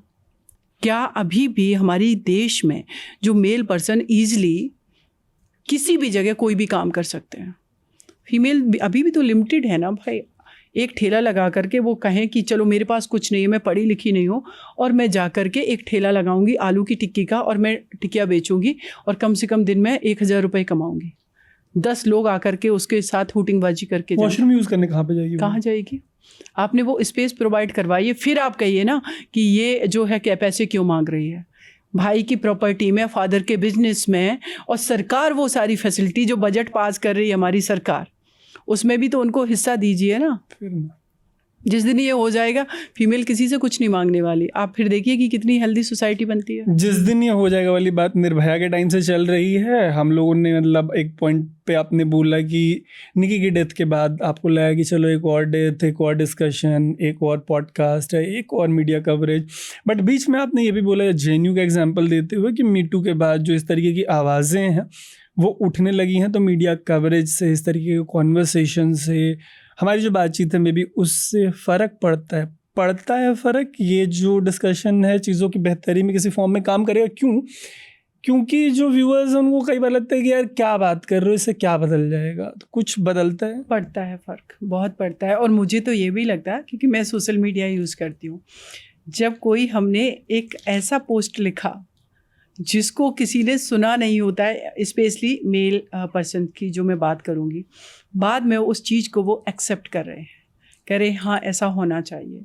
उनके दिमाग में भले ही उस पर वो निगेटिव रिएक्ट कर रहे हैं, लेकिन मुझे ये समझ में आ रहा है कि वो सुन रहे हैं, समझने की कोशिश कर रहे हैं। जिस चीज़ को उन्होंने कभी सुना नहीं है, जो समाज परिवार ने उनको सिखाया है, वो सडनली मेरी बात से कैसे एग्री कर जाएंगे। उनको एग्री करने में थोड़ा टाइम लगेगा, लेकिन कर रहे हैं। आज अगर हम लोग ये डिस्कशन करें या निर्भया केस की बात करें, जितनी फीमेल वहाँ पर पार्टिसिपेट कर रही थी प्रोटेस्ट करने में, क्या मेल नहीं थे? वो भी तो चेंज चाह रहे हैं ना। लेकिन जो एक इविल है किसी ना किसी रूप में, उसको तो मिलकर के सभी को दूर करना है ना। तो थोड़ा सा टाइम लगेगा, बट बदल रही थोड़ी चीज़ें, थोड़ी नहीं बहुत चीज़ें बदल रही हैं। अगर हम इन सारी चीज़ों पे ओपनली डिस्कशन कर रहे हैं, डेफिनेटली बदल रही। निर्भया केस के बाद वर्मा कमेटी आई, उसकी जितनी भी रिकमेंडेशंस थे, उसके बाद रेप लॉ में, जुवेनाइल एक्ट में, हमारे CRPC में, हर जगह कोडिफाइड चीज़ों को अमेंड किया गया, राइट। उसके बाद उनका इम्प्लीमेंटेशन एक बहुत बड़ा इशू है। उसके लिए जो मैकेनिज्म चाहिए उस पर काम करने की ज़रूरत है। पुलिस हो गई, पुलिस रिफॉर्म हो गई, जुडिशल रिफॉर्म हो गए, हमारे पास सफिशेंट लैब की बात हो गई, फास्ट ट्रैक कोर्ट की बात हो गई। इन सब को हम अगर डेवलप कर लेंगे प्रॉपर से, सही तरीके से, मॉनिटरिंग, रेगुलेशन और अकाउंटेबिलिटी फिक्स होगी, तो मुझे लगता है जो कानून हमने बनाया उसका बहुत अच्छे से इम्प्लीमेंटेशन होगा और उसका पॉजिटिव रिजल्ट दिखेगा हमें।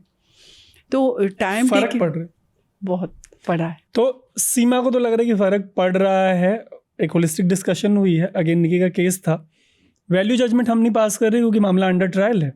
दहेज का हो सकता है, दहेज का नहीं हो सकता है, बट एक लड़की है जिसकी जलने से या जलाए जाने से मौत हुई है। दहेज इस देश में इसलिए सच है क्योंकि जो भारत सरकार है उसकी NCRB का डेटा कहता है कि एनुअली देश भर में कम से कम, जो रिकॉर्डेड डेटा है, 6000 लड़कियां मारी जा रही हैं। दिल्ली में, देश की राजधानी में, 100 से ज़्यादा का आंकड़ा है एनुअली, हर साल। तो ये हो तो रहा है। इसमें हमने सुप्रीम कोर्ट की एक ऐसी लॉयर से बात की जिन्होंने निर्भया का केस देखा है, वो अभी श्रद्धा का केस देख रही हैं। पूरी बातचीत है जिससे आपका अग्रीमेंट हो सकता है, आपका डिसएग्रीमेंट हो सकता है। जो भी होगा आप बताइएगा कमेंट करके। और एक चीज़ ज़रूर बताइएगा कि जो हमारी इस तरीके की बातचीत है उससे कोई फ़र्क पड़ता है क्या? थोड़े बहुत चेंजेस भी आते हैं क्योंकि उनको लगता है कि फ़र्क पड़ता है, मेरे को भी लगता है कि फ़र्क पड़ता है। आप बताइएगा कि क्या सच में फ़र्क पड़ता है या बातें होके निकल जाती हैं। बाकी ऐसे ही होलिस्टिक कॉन्वर्सेशंस के लिए देखते रहिएगा स्विच।